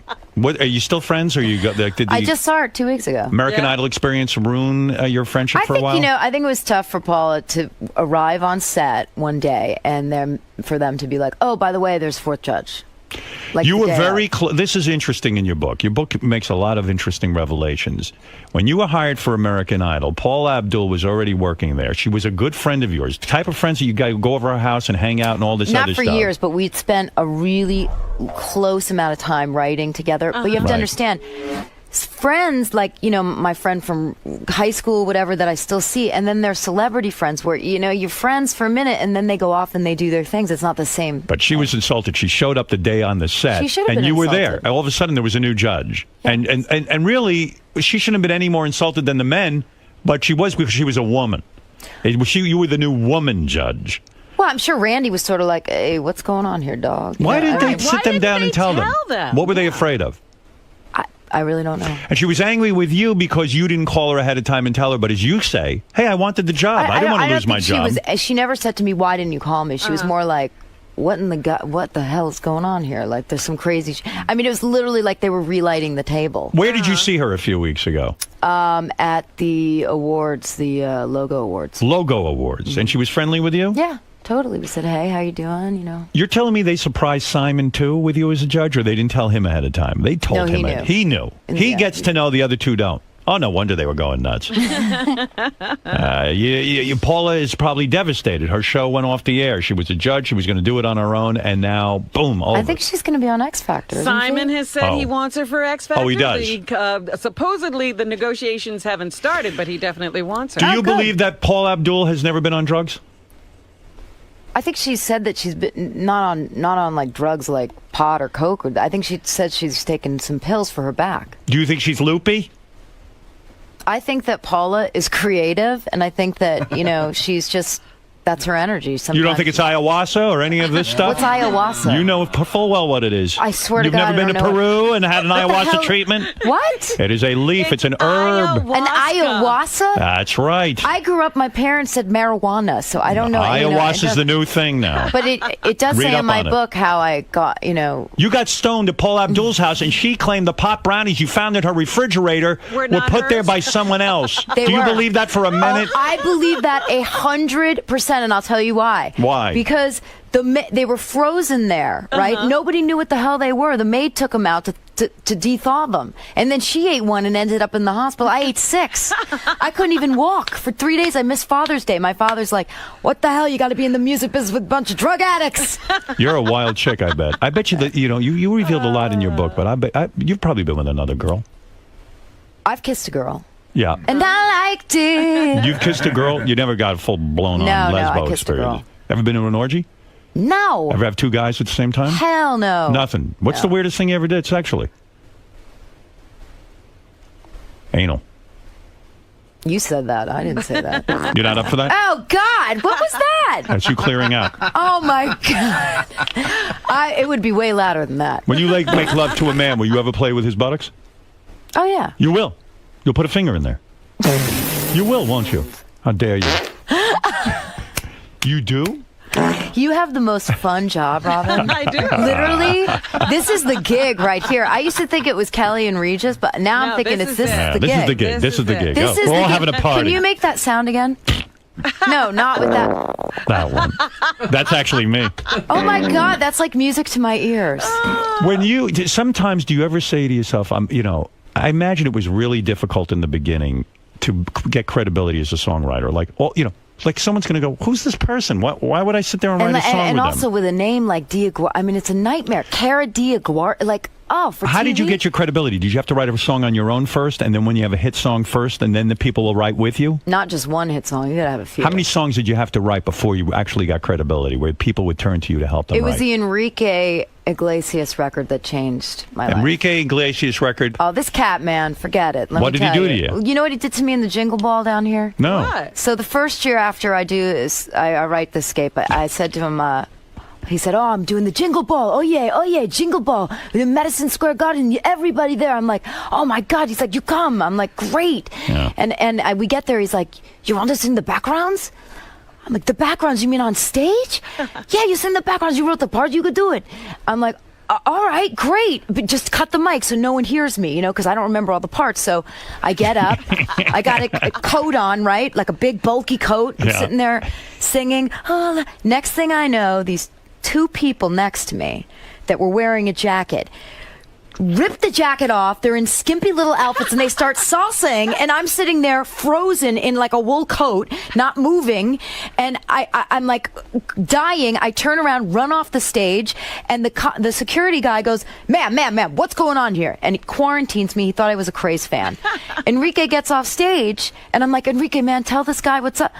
I never saw her in my life. Oh, wow. I've never seen her in my life. And they threw you out? No, he finally said, but this guy's crazy. We'd be in the limo, and he'd say, stop it, you're hurting me. And the limo guy would turn around, and he'd go, she's hurting me. And he'd get out of the car to get me, and he'd jump in the front seat and drive away. When you just stood up to tell that story, we caught a panty shot? Really? We saw some panty. What? Show me. Show you panty? You're out of your Wait a mind, second. man. Get out of your You don't mind. have enough money for that. No, show me on camera. Let me see what happened. Oh, They're yeah. saying they caught All right, something. wait, they say they caught panty. Let me see. What are they talking What? about? They Who don't have said it? I don't know. If you guys call Panty, my checkbook. I'm writing a check 'cause I need that Good. panty shot. Well, all right, let's. The new book is called A Hell of a High Note. It's in stores now. A couple of quick phone calls, and then I'll let you out of here. Let's go to Rick. Rick in Pittsburgh. Go ahead. Hey, thanks, Howard. Carol, why do I suspect that you like to have your ass spanked during sex? Is that true? Why does he suspect that you like to be spanked? Are you? Oh my God! Did my husband call you? Yeah. Is that something you enjoy? Rough Do you like rough sex? sex? You like to be choked? You like to be spanked? Anything going on there? There's Choked and spanked. Yes. Nothing wild with you. I mean, sometimes my hair pulled. I guess. Yeah. Are you highly orgasmic?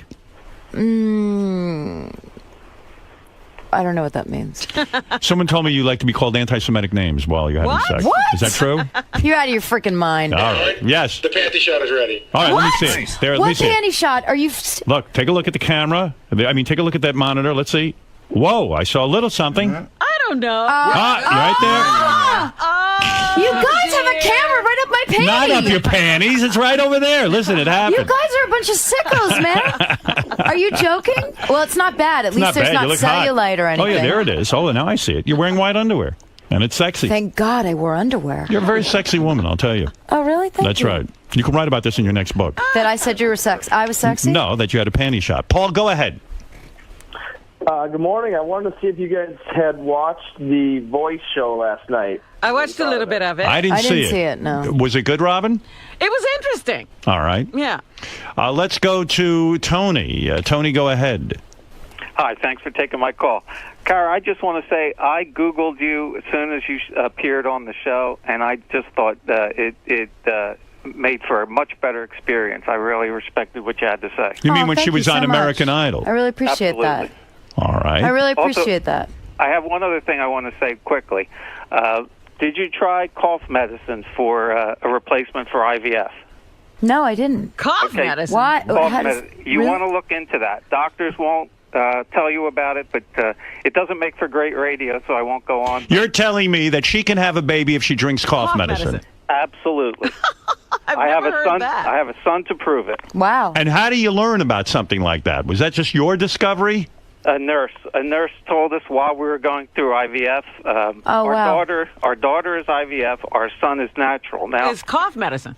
Cough medicine. Well, get on the cough. I knew a guy, a disc jockey. Not only that, let's in get Detroit. some stock in halls. I knew a disc jockey in Detroit who was addicted to cough medicine, and boy, was he a mess. Was he fertile? Thank you, though, very much for that. Dennis, go ahead. recommendation. You're not going to do it, are you? You're not going to start drinking cough medicine, or are you going to look into it? Well, first of all, I'm going to drink it because maybe it'll help me get some sleep tonight. Are you book tour is killing me. You're having a hard time with this book tour? No, it's just that being up, not so much sleep, but Time it's all right. changes and Yeah, Were you ever a drug person? Never, no. Smoke weed, except for the one I have. time. Yeah, I mean, occasionally when I was younger. Not now. No. You like a cocktail here and there? Who the hell doesn't like a cocktail? Take it easy. No, Howard doesn't. no one's accusing you of being an alcoholic. You got liposuction, huh? Yeah, I did. You don't need it. What, did you really need it? Well, that was the stupidest thing I ever did in my life. I don't know. I was in Paula's place, and I was, ridiculous, and looked in the LA Weekly and said, "Oh, I never liked my knees. I'm going to go do that." I mean, what a psycho! I didn't even know who the doctor was. I could have died. Right. It was so stupid. Well, just for your knees. You sucked the Knees fat and, out of your and, knees? and like right your hips? here, yeah. Why? You had cellulite? No, I had the last, I had eating issues, and I have to tell you, once I spent $5,000 to do this, my binge eating was never enough. What is binge eating? In other words, you starve yourself all day, you get home at night, and then you just It was gorge. there was a time in my life where I really I was trying to be something I wasn't. I went to Duke, I was going to be a lawyer, and that was not who I was. I was creative. You're a creative songwriter. Yeah, so I developed an eating disorder, and it was mostly you eat a lot of food, and it numbs you out, I never threw up or anything like that. Never but did the anorexic thing? But it got out of control where I'd wake up in the middle of the night and night binge. And Did you gain weight? yeah, oh yeah. A lot of weight. Yeah, like not a lot, but probably 20. Because your body looked awesome on American 20, Idol. 25 pounds. What do you think of the new American Idol, or do you have to be diplomatic and say it's No. perfect? Have you watched? I've watched bits and pieces of it. I mean, I think they have a great chemistry, and I think that's what's great. Do you think it's too positive, though? Do you think that someone needs to say, do you miss a Simon-type character there? I haven't seen enough of it to know if they're being critical, but what I do like about it, I'll tell you, is, I love Steven Tyler. Well, who doesn't? I told the executive producers to call him for Idol. Yeah. That was partially me. Seems like a lot of people are taking credit for that, though. You know what I mean? A lot of people. Who said it? Somebody, Ask Steven. Stephen. Well, Stephen was here. He told us that it was me, actually. Oh, did he really? That's right. Yeah. Well, that makes sense. No, but I bet you'd love to write a song with Stephen, right? I did. That's how I knew him because he came over What song one did you day. write with him? It was a song for a movie in Japan called Love Lives. But what happened is that last year I got a phone call from my friend Marty Fredrickson, and he said, "What are you doing right now?" And it so happened that I had a session blowout. He said, "You want to write a song?" I said, "What are we doing?" He said, "I got Steven Tyler in the car." Oh, wow. I said, "Are you out of your mind? You want to come over here with Steven Tyler?" I said, "Of course you're going to come over here right now. You come here right now." I was so excited. Threw on a bunch of makeup, got the Yamaha, the old keyboard down, and he walks in, and I just thought this guy was the greatest guy ever. Is it easy to write with him? Because he's always full of phrases. Easy. And open and smart and funny. But he's and uninhibited, nice. right? Oh, Because God, he's the best. He'll just start singing, right? Oh my! He started singing. He played "Dream On" in my living room. I took the pizza he ate and saved it. Wow! I was like, did you really? Oh my God, he's an icon. I love Steven. Did you think it was sort of a come down though for him to put himself out there like that? You think it's okay, right? I think it's great because I think people will get an experience with him and they'll also hopefully go back and check his records out. Do you care about J-Lo at all? Do you like her? I mean, I think that obviously she's got a hit now. She's relevant. She's somebody who sold a lot of records, and look, American Idol.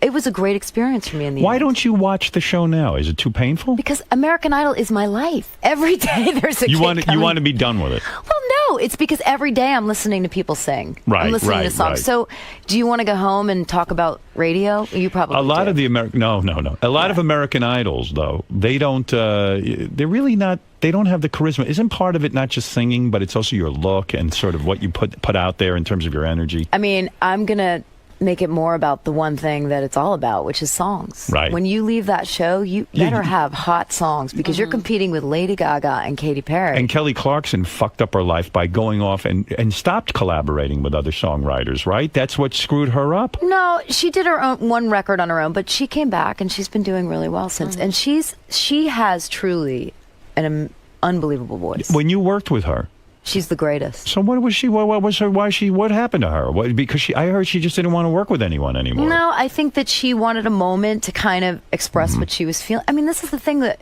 is so important about music. It's like these people are expressing what they're going through. How would you like to go into a room and she says, "Well, this is what I feel today," and some guy says, "No, I don't care about that. Just sing this." Right. And you've done all this to come so far, and you're not being listened to. Have you worked with Britney Spears? I have. Yeah. Mm-hmm. She was a sweetheart. You must be worth a fortune. Are you worth $100 million? Not 100. Wow. When you say you worked with Britney Spears, what did you do with her? I produced a vocal. Okay. Was she mental? No, not at all. Not with me. She was like the normal. She's a sweet girl. Yeah. Really You're sweet. worth the close to. You've got to have an amazing catalog.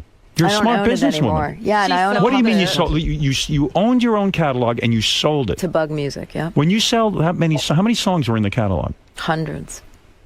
What do they pay for something like that? Some money. 70 million?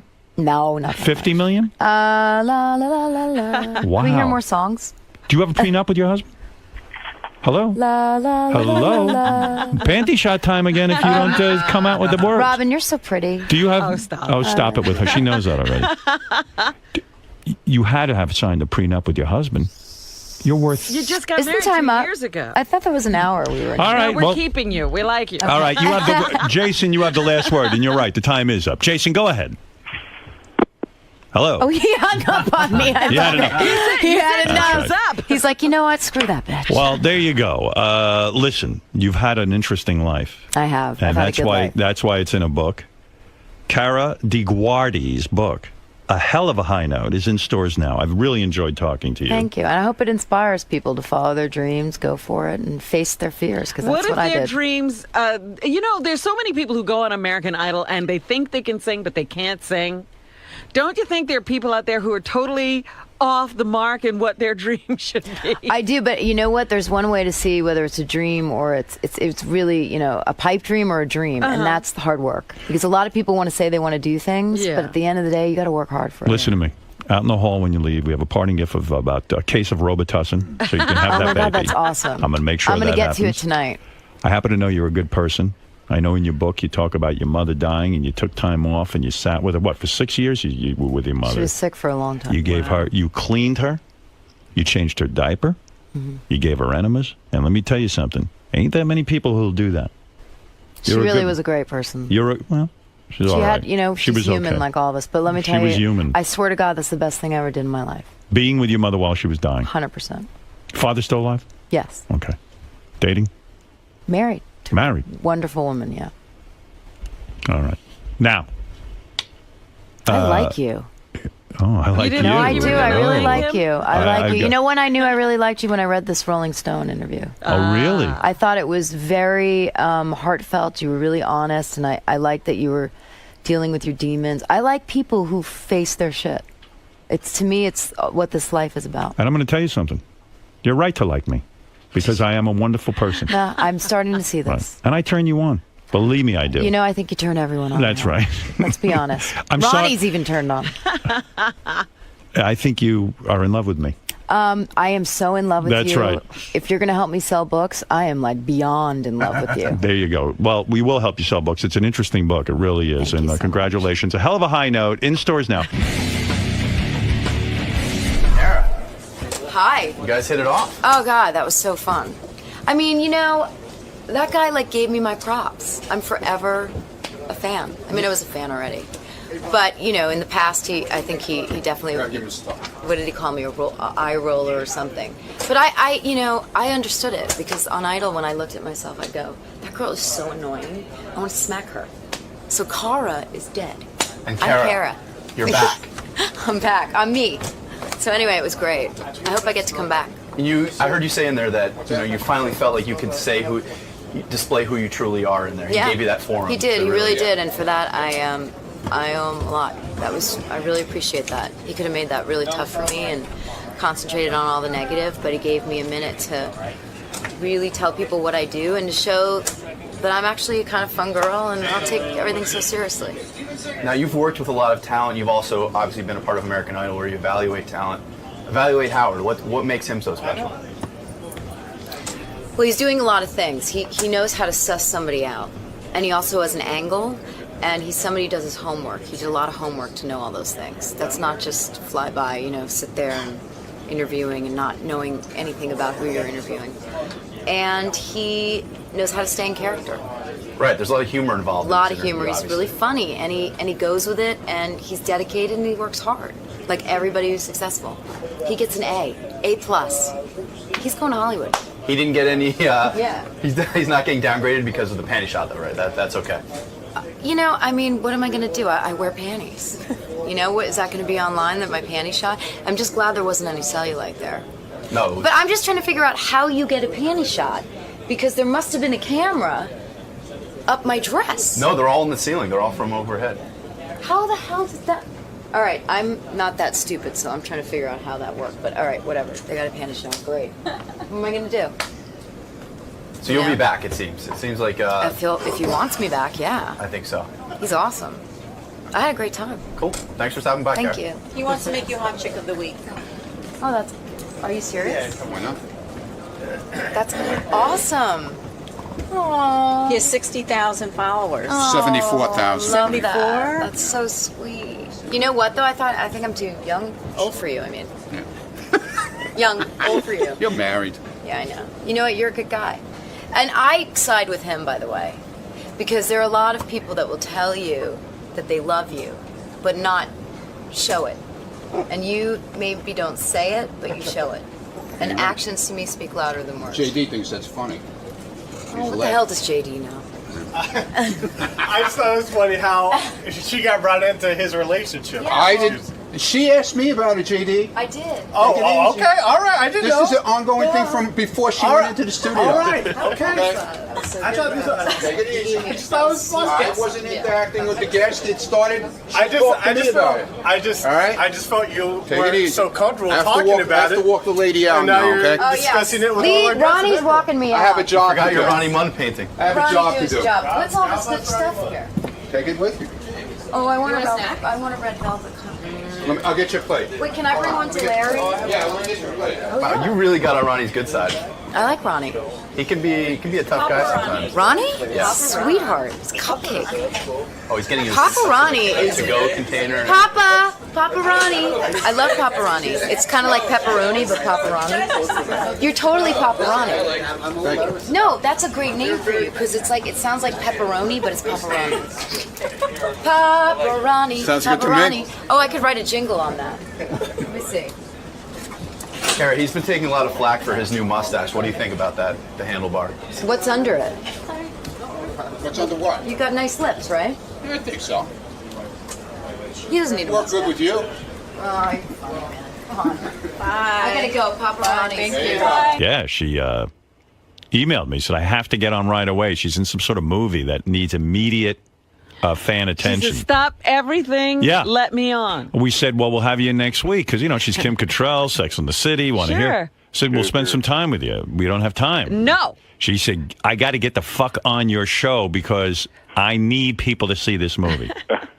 Make her ride the Sibian. Yeah, I should have said to her, well, you got to ride the Sibian. No conditions. You just let her on. What am I going to tell you? So I said, we don't have a lot of time, but I'd be happy to let you come in and say hi to the audience and tell them. Tell them about your movie. Yeah, give them the pitch. Hey, what's up, Kim? Hey, it's early morning this morning. I know, this is a rough schedule here. I'm so excited. Welcome. This is your first time. Yeah, first time for everything. Yes. Oh, a little donut. Yes, this is Cupcake Wednesday. Oh, God. Dangerous. You Very picked a good dangerous. day to come in. I did? Oh, Yes, always a good day. Just this way. The bunny room. So Howard was saying earlier you have a new movie out. I do. It's called Meet Monica Valor, and this is our director behind you. This is Keith Bearden. Nobody wants to see me on camera. There's the star of the show. He's behind the camera. This is a movie we did 3 years ago and made for absolutely nothing. And it was released, got great reviews in the New York Times. It was just about to start, breaking out as far as finding an audience, and they pulled the movie. So I didn't think that was right. I didn't feel that it had really had its due. So Keith and I decided that we were going to do a campaign to make this movie, bring it to an audience. So we begged. We got one theater, the Beekman Theater. It's going to be showing this weekend from the 29th to the 5th, and we hope everybody will come out and see it. It's a sweet, lovely movie. If you like movies like Harold and Maude or Little Miss Sunshine, you'll really like this movie.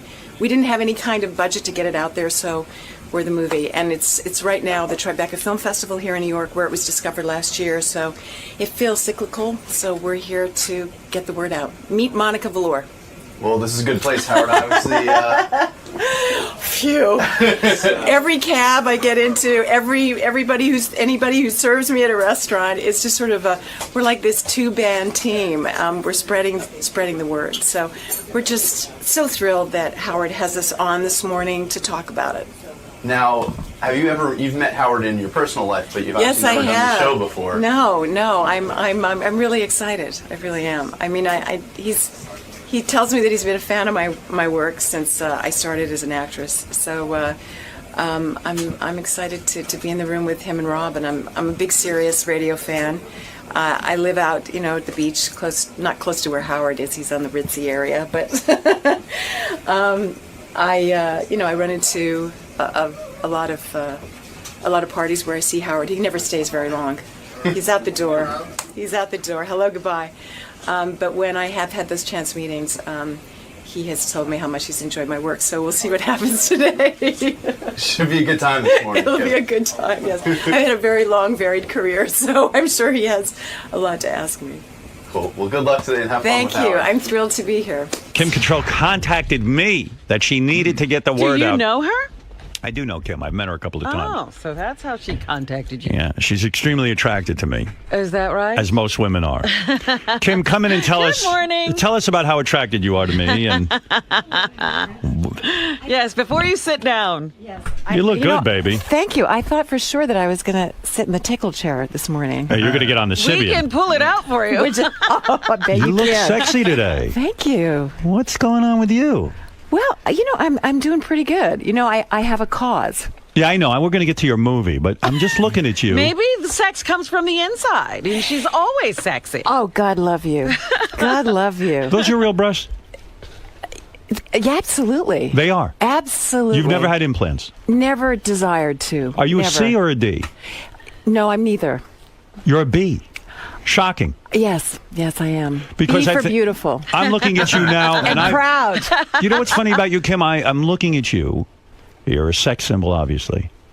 Thank But you, I'm Howard. looking at your chest, and I'm a man who knows something about bosoms. You appear to be a C or a D. No, And no, yet you Howard. fool the world. You know, recently my mother came to visit me, who's in her 80s. Right. And I have a little jacuzzi in Of course you do. Yes, just a little one. Right. And I said, Mom, get in. And she said, No, I'm embarrassed. I said, No, go ahead. It's just you and me.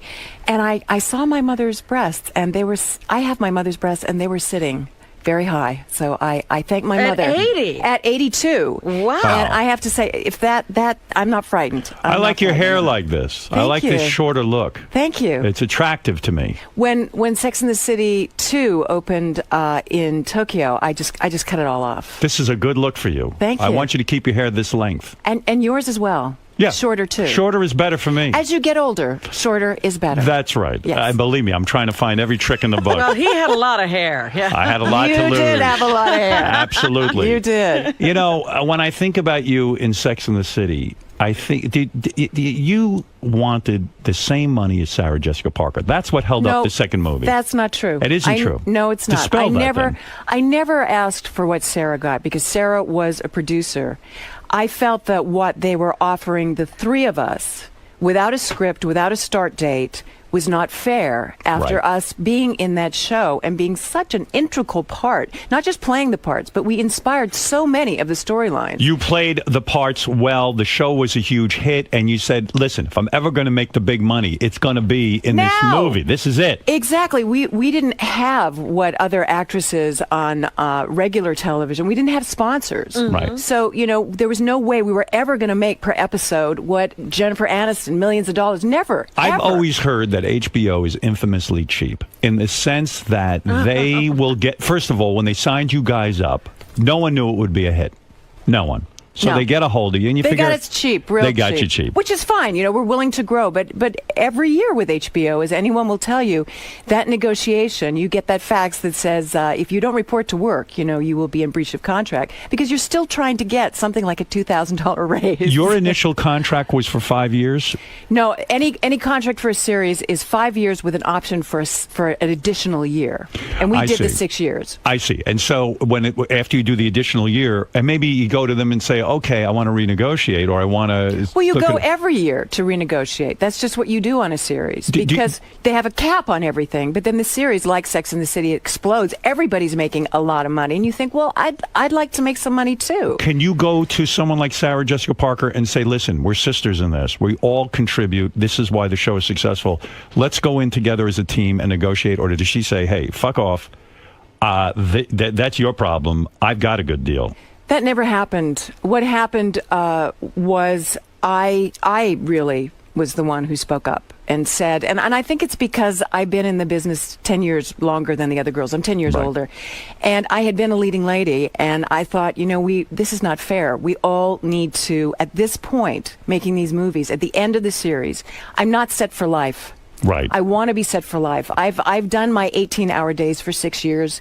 We all deserve this. Right. So I fought for it, and sadly, should Sarah have fought for you more? I wish she had of. Yes. She wish she did. I wish she did. Did she say anything?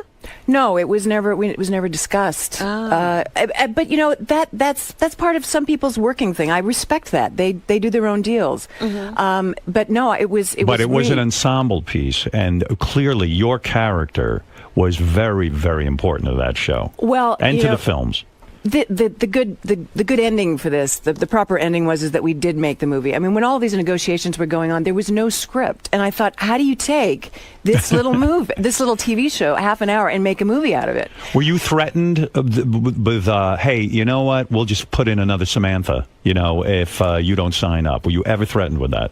I think they would probably have tried that, but I remember when we were making the movie, Michael Patrick King turned to me and he said, I wasn't going to do this without you. And I said, Michael, you couldn't have done it. without me. Did this ruin any friendships? Did this negotiation ruin any friendships? No, ultimately, especially after the second movie, it made friendships, actually. It went to sort of a deeper, better level for all of us. Yes. Yeah, I was always shocked on. I mean, I love that show. Thank you. And I love the second movie. True, Robin? Absolutely. I thought it was terrific. You heard it here, ladies and gentlemen. I've said it a million times. I've been called gay for saying that. Quite frankly, I thought the You are not political gay. statement of that movie was brilliant. You know, everybody's going to all of these Arab Nobody countries got and it. saying, you know, oh, this is great. You can do whatever you want here. And it was like, let's get the hell out of here and go back to freedom. I know, exactly. I mean, we couldn't film in the first two locations because we have the word sex in the title. Do you think you got that role because in real life you are this wild sexual person or something? No, I had done a film called Live Nude Girls, and I think from a very early age, films like Porky's and Police Academy and Mannequin, you know, for me as an actress, where I really live is in the theater, but you can't make a living in the theater. No. So, I mean, if you look at my resume, it's like two different actresses. One is like this theater career, which is very classical, and the other one is like these crazy movies that I was doing, but I was really paying my rent. Right. I didn't come from, I'm a blue collar girl, you know, I didn't want to go back to waitressing and slinging hash. I wanted to continue, even, you know, in a movie that I felt, well, it's not exactly what I want to do, but it's going to pay my rent for the next 6 months. Sure, no, which it's a Porky's business. did. Right. Absolutely. Porky's. What did you mean in your email to me? You wrote me an email and said, you're going to tell me something about the Porky's that I never knew. Well, that was it, actually. That, you know, it came to me, Bob Clark took me to lunch, and I had done tribute with him with Jack Lemmon, which was nominated for Academy Awards. And then he said, I had this little movie which is going to change, you know, how people perceive you. And I went, yeah, right. And how is that? And then he sent it to me, and all my agents said, you can't do this movie. And I said, yeah, I can't do this movie, but I also can't pay my rent. Right. And I thought, you know, this movie will do well, and it'll probably do drive-ins. And I remember driving my car down Sunset Boulevard. I was living in LA very unhappily at the time, lonely, depressed.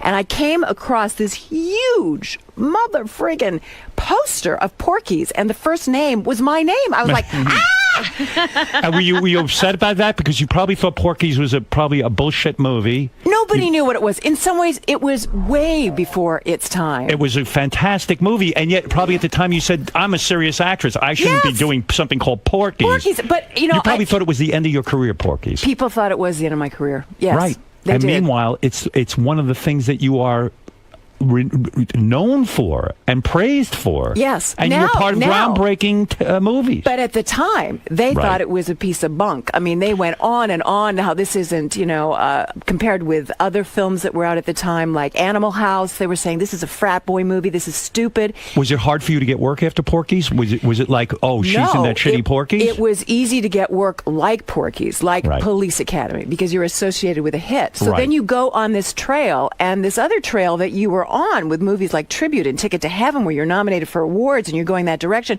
Suddenly Michelle Pfeiffer is taking all those roles, and I can't get near them. Because you were in Porky's. Because I was sexualized in that way. Do you hate show business? Do you hate do you have regrets? Do you wish your career had gone differently? No. You're I happy don't. about everything. I've been doing a lot of plays, and that's always, as I said before, where I live and my passion is. And I did a play with Sir Peter Hall, who founded the National Theatre and the Royal Shakespeare Theatre. And I turned to him and I said, you know, I studied at Lambda, and this was where I was going to be. And I've gone in this huge circle. Where'd you grow up? I am. I was born in Liverpool, England, and I grew up on Vancouver Island. And were you this little kid who used to always go around acting and everything? Absolutely. Every summer school. And then in 1968, we went back to Liverpool because my grandmother was very ill. Right. And I met a great aunt who was an elocution teacher. And that's when I started studying acting when I was 11. And I became sort of a protege. And I started And to you were work. hot, which helps, because if you don't not have at the 11, looks... I wasn't. I was a chubby little girl. But when did you start to blossom? Well, I feel right now, actually, is when I'm really come on. blossoming. When did you start to become the hot chick? Well, it was actually after Porky's. After Porky's? Yeah. That's not true. No, well, for me, it was. In high That's school, when you weren't hot? No, my sister was. And you were not hot. I remember in high school, Howard, I was like into the high jump. Yeah. And they used to put like these saw chips from the mill, because I grew up in Vancouver Island where there's a lot of sawmills and things. And they made this big mound that you could fall in when you cleared the bar. And they were clearing it, and they said, "Oh, this is Cherry Cottrell," which is my older sister. And they built a big mound. And I was behind this fence witnessing this. And they said, "This is her sister Kim," and they flattened it. For you. For me. So you weren't the hot chick, but God, no. When you went out to Hollywood, didn't every guy try to bang you incessantly? No, I was very lonely in Los Angeles. Really? Yes, and to this day, it's difficult to get a date. Difficult to get a date, but listen, you've dated plenty. Don't paint yourself a wallflower. You were married 3 times, right? No, I've been married these twice guys- and once annulled. Once annulled. Yes. And the problem with these 3 marriages, to put it bluntly, is these guys didn't know how to fuck you. No, well, you know what happened? I worked too much. No. You were I'm not telling you. satisfied sexually. No, I'm telling you, I worked too much. But why have you no said, time you for- have been quoted as saying that the sex was bad? No, I wrote a book, Howard, That's called right. Satisfaction, The Art of the Female Orgasm. I remember. It's a very good book. And in the book, it was quite naive of me at the time. I wrote this book to really distance myself from Samantha, to say, Right. this is my reality, and this is a character I play, but Right. this isn't what my experience has been. It has been, like many women, not fulfilling, really. So my first husband, was European. I was working a lot. It was very stressful. All kinds of personal, situations were involved. My second marriage was Well, wait a completely second. different. And he couldn't give it to you good enough, the European? It wasn't what you hope for. You never had an orgasm What with him? country was he from? He was Polish, Jewish, German. Oh, that's And you- not a good And you never had good sex with him? It was. I don't. You see, what I think good sex is when a woman tells a man what she wants, and I don't just blame the man in these scenarios. I blame myself. Because I was All right. scared to ask. I was scared to say, I don't know. I was scared to say, can we try this? Right. You were afraid to say, listen, I'm not getting off on this. Maybe you could do this to me or do that to Exactly. me. You were afraid And to ask for what women, you needed. I didn't know what I needed. It's funny because Completely. you're such a good actress, especially when you take on a role like Samantha. I look at you and think of you as the most sexual person who is not afraid of anything because you've become that to me. You're too good at it. Well, something. I did a scene as Samantha where I had to be photographed nude. That's right. And I didn't have any dialogue or anything to hang on to when we shot the photograph. And I said, you just got to give me a minute, because I couldn't do it. Really? I couldn't do it as Kim. But you did it. What I did was I went behind this little flap and I said a bunch of lines from the upcoming episode.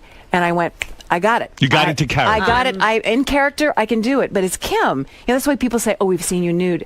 You haven't actually seen Kim nude. You've seen the characters that I play nude. But you haven't been lonely. I mean, you dated Pierre Trudeau, who was Yes. the Prime Minister of Canada. He couldn't Probably, give it to yes.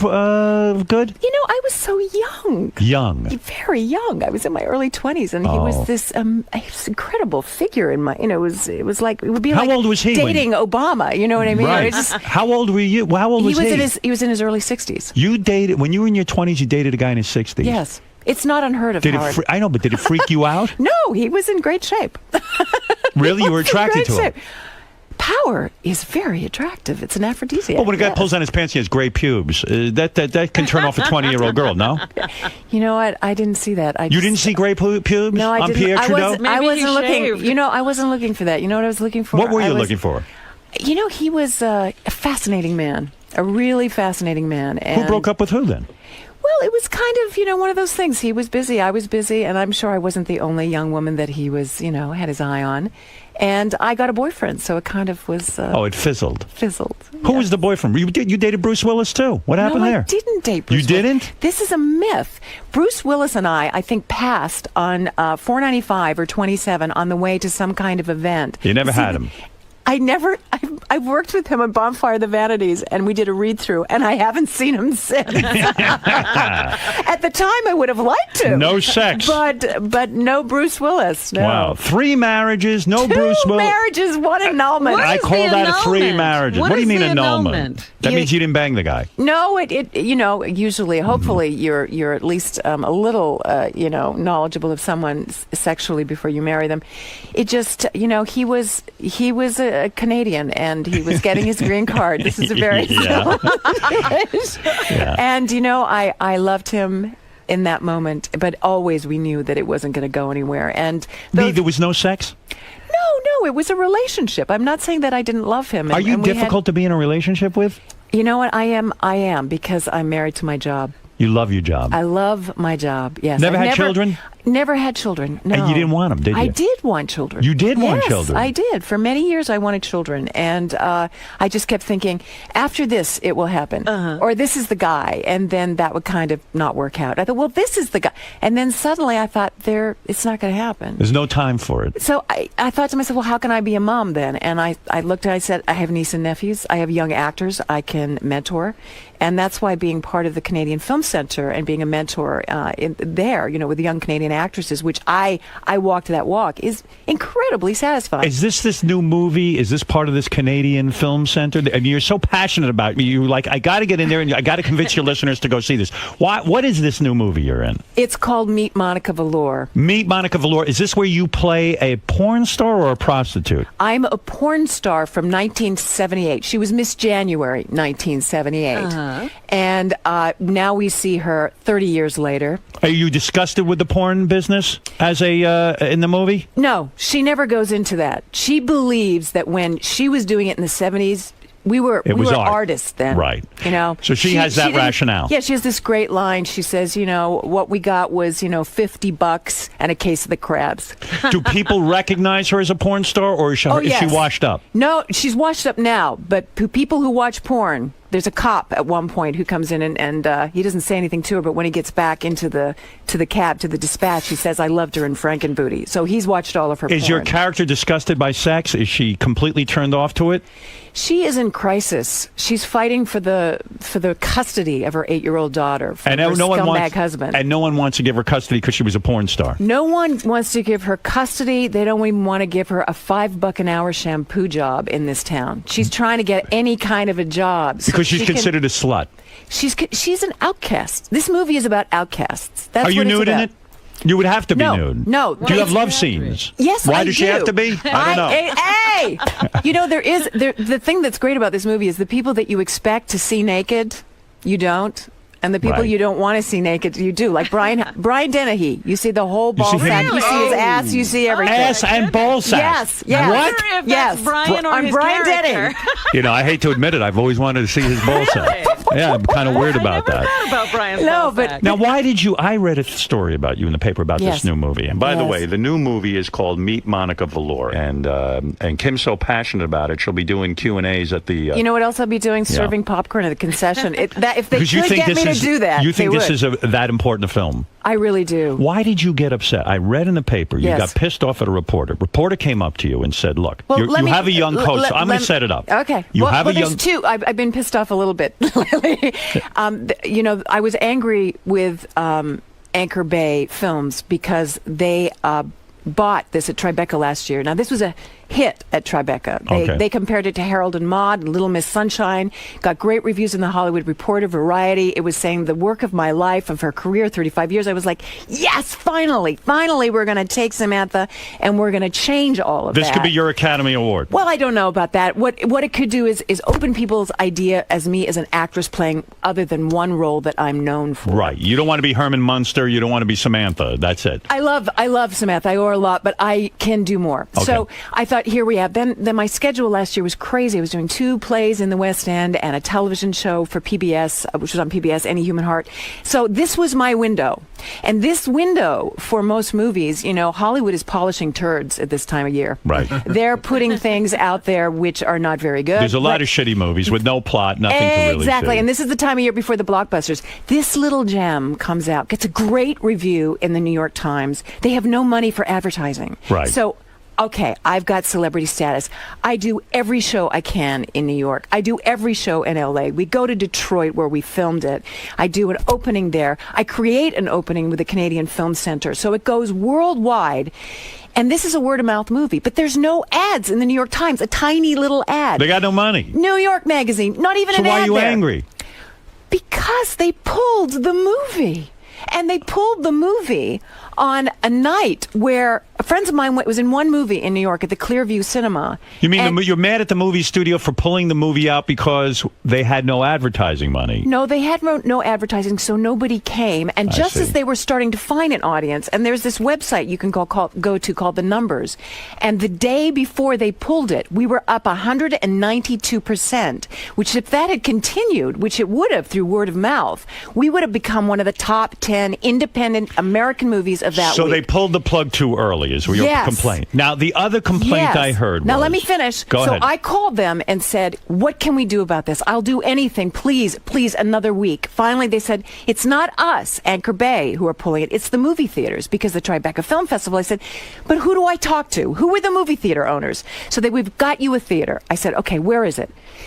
It's the Beekman Theater on 66th and 2nd. I said, I'll do Q&As. I'll do whatever they have. They say, will you have sex with a member of the audience for the movie? Are you really that passionate? Would well, you I don't know if I go that far. I will prostitute you will have myself listen for to it. me. You will have a packed house. How about a hand job? But I am willing to talk. I am willing to talk sex for this movie. I am willing. You're willing to go talk all sex, out. Yes, for this movie because I believe in it. I think Keith Bearden. It's his first movie. He did a fantastic job. It's a road picture. It's a love story. It's a date movie. It's sweet. I've never seen you like this. You're so passionate about it. Well, you got to see the movie. Here, I'm going to go see it. I'm going to go to the Beekman Theater. I gained 20 pounds. I look really. You look good now. Now. You lost the weight, didn't you? It was 3 years ago. Oh, 3 years ago you shot this. That's how long it's been to get this movie out.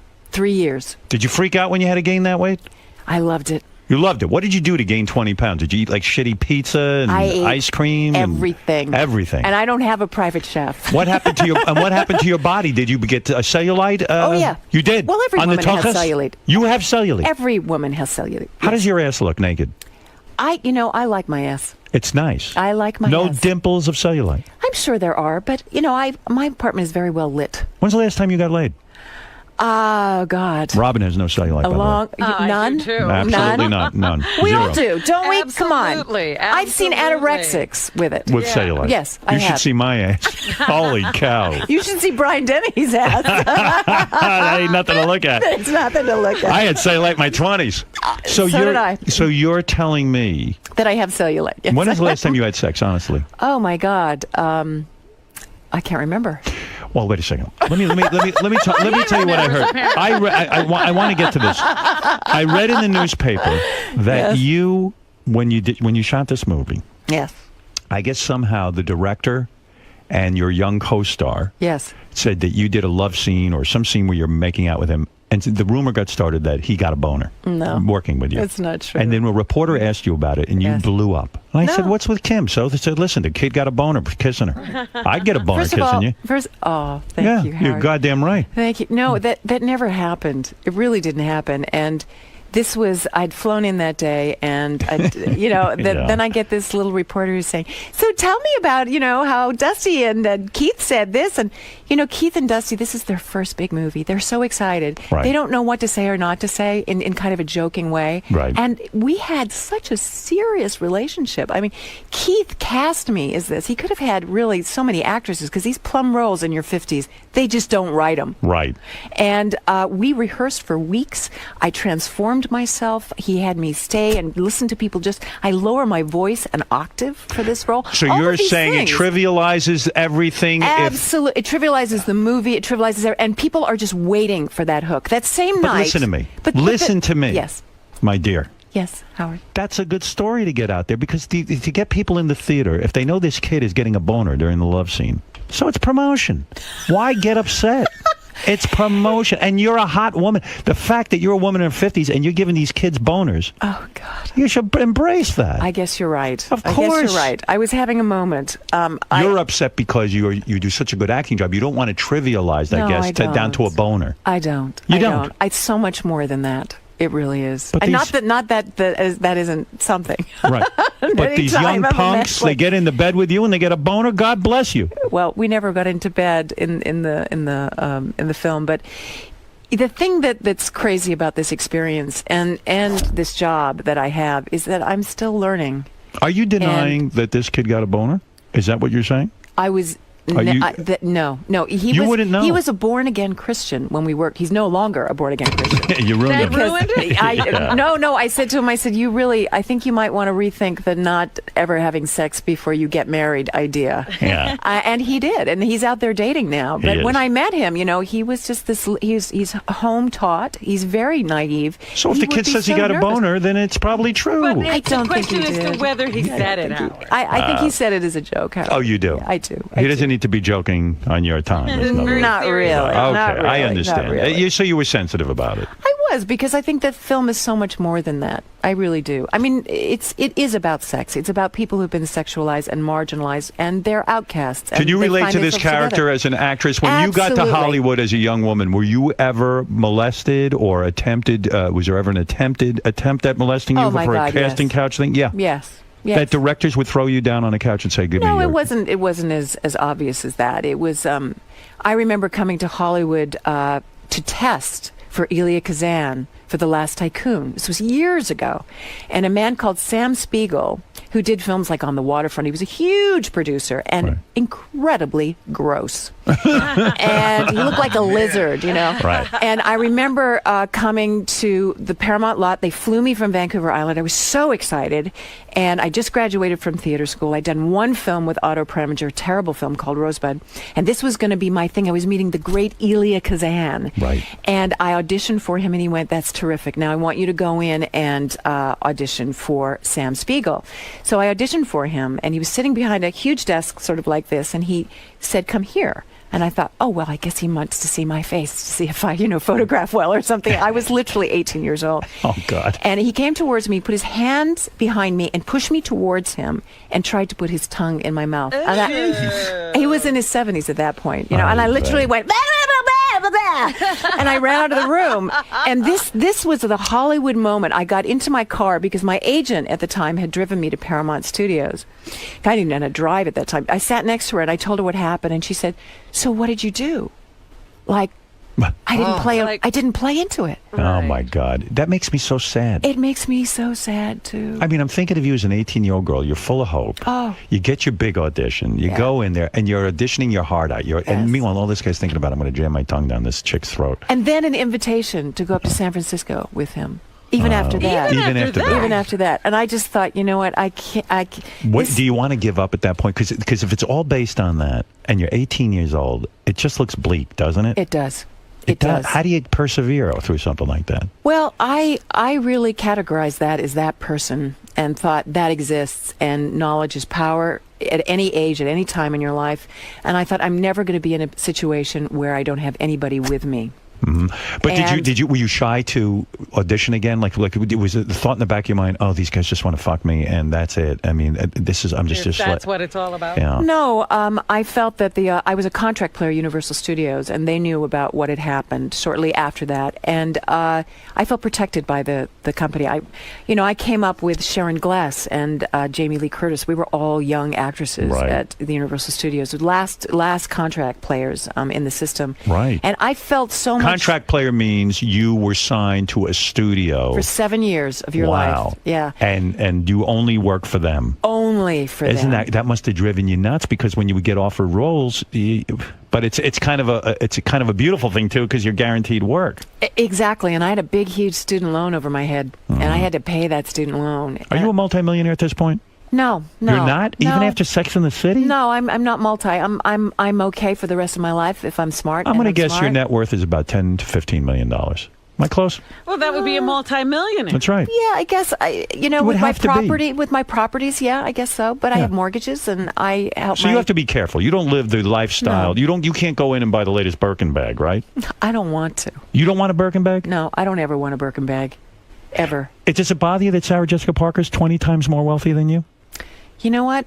I still got more left in me. Who knows what I can do? You do. You never look better. I swear to God. I don't know what you're doing. What are you doing? Abstinence. You're not getting operated on? I don't even think you're pulled back or anything. Are you? No. You don't have any Botox? Nothing? I have Botox right here. You do? I do, right You here. look terrific. Thank you. You look natural. You don't look Thank like one of you. these whacked out broads all pulled back with the duck lips. That's very easy for you to say, Howard, but I have to say I have a lot of sympathy for women because where do we age in this country? You know, you grow up with people like me, and as we start to age, people, you know, they have this age rage thing. I go on the internet some lonely nights and I read an article and I think, oh, that's good. I like what the reporter's done. And then people have their comments, and some of them are, why doesn't this old hag go away? Right, like go off like the Indians used to send you off the tribe and then just go out and die in the woods. Exactly. And that was happening when I was in my 40s, and now I'm in my 50s. It's rageful. And these people can say it because you don't see their face. Is it the hardest thing? I mean, you probably see like a woman in her 20s. You can't be. You're funny. You're delightful. You walk into a room, guys are grabbing you, trying to tongue you, take you away, and then as you get older and older and older, watching that sort of reaction not happen has got to be maddening. Oh no, I still get that reaction. Oh, you do. Oh, you look good. Thanks. I think it's that, but it's also the feeling of this predator, in the room of Samantha. And after a while, people relax. But, people are looking at my face to see if I've had work done. They're not listening to what I'm saying. Or they're thinking, I haven't heard a word you said. You know who you're looking like? Who? I never realized you look like Michelle Pfeiffer. Oh, my God. Look at you. She just said all of her roles went to Michelle. Yeah. You do, though. Yeah. No, we do. We do. She's got different lips than I do. She has like more of those open lips. So you haven't been with a man in a long time, huh? No, I've been single. I've been concentrating on my work. And when you say lonely nights, what do? You're on the computer all night? Sometimes I like to write. I like to read. That's what you're doing? I'm reading a great book right now by Michael Cunningham. What do you do to get the poison out? I take care of myself. Vibrator, huh? I take care of myself in many ways. Robin uses a rack of vibrators. Oh, here we go. Talk to her about it. All right, listen to me. Kim Cattrall is in a movie. The reason I want to know what happened to that agent who was like, well, what was your reaction? Did you get rid of her? Eventually, yes. Yeah, yes. because that's no help. No. I mean, the actors out there, the agents work for you. You don't work for your agent. I mean, we're so scared to speak up because a lot of them, they won't take you on. There's so many people wanting to be part of this business, Look at this. Kim, here's the guy who tried to make out with you. Oh, no. That's his picture. Jesus. I mean, there's nothing grosser than that. Ashamed of himself. He was a frog in a tuxedo with one of those horrible tongues, like wrap around flies and things. If he'd been halfway decent looking, maybe put out a little, but for God's sakes. Never. Now, Kim is here because she wants you to see this movie. I'm excited about this movie. I am too. It's right down your audience because it's a Miss January 1978, and where is she now? I like it. I like the idea. And the young geek who travels halfway across the country to find her because he's in love with her. He thinks he's in love with her. This is the personification of women. And the first scene that you see this character in, I do a strip. Okay, now we're talking. Did you shave down for it? Well, we don't get that far, as you see. If no you vagina. See the movie. No. Titty? I'm not nude. I'm not nude. Do we see titty? No. What do you mean? Don't answer for her. You don't know that. You know. But you see. Why don't I see titty? You see other things. What do I see? Which are much more interesting than titty. What's more interesting than titty? Vagina, and I don't see that. No, what you see is ass. From. I told you. You see Brian Dennehy's ass. No, what about you? Well, you see down. A big stomach. I did a scene in this movie which I've wanted to do my whole life, which I'm standing in front of a mirror, right? And I've got this. When I gain weight, it's in my hips and in my belly, and I have this scene which all women do. You're sitting there, you're nude, you're just out of the shower, and you grab your belly fat and you shake it. And you do that. I got to do that. And there's another scene where my legs are open. I'm wearing these horrific underwear. I'm drunk. I've got this old house coat on. I've got a wine goblet, and I take a Twinkies and I dip it in the wine, and I taste it, and I think, hey, that's not bad, and do it again. And you get to do those things. Does Sarah Jessica Parker see this movie? Did you invite her to this screening that's going to happen on the... You know what? I haven't heard from any of the girls. It's so weird. I don't They know. don't like you, do they? No, I don't think it's that. Come on. Let's get real. Howard, I don't think the Sex and the City girls like you. Well, I think a lot of people in the press. Yes. have a lot invested in that. What do you mean? Yes, they do. They want to keep that feud going. But why wouldn't Sarah sells come and support newspapers. you? This is an important film to you. This is I've never seen you so fired up about a role. That's the a good movie's called question. Meet I don't Monica know. Velour. You'd have to ask her. Did you invite her? Well, invitations went out, and I said anybody and everybody who, is in New York at this time. Maybe she wasn't in town. And she didn't even call and say, I can't make it. Nobody called me. She doesn't like you. I don't know what it is. Of course. I don't know what it is. She is not supporting you. And what about the other two nutnicks? They didn't call either. Where are they? Well, one of them, Charlotte, the sweet one. She lives in L.A. Yeah. And I just and what haven't about heard the from anybody. other one who went lesbian? They have babies. They have lives. They're busy. Too busy for their friend. Too busy for the woman that made Sex in the City what it was. The woman that made them money.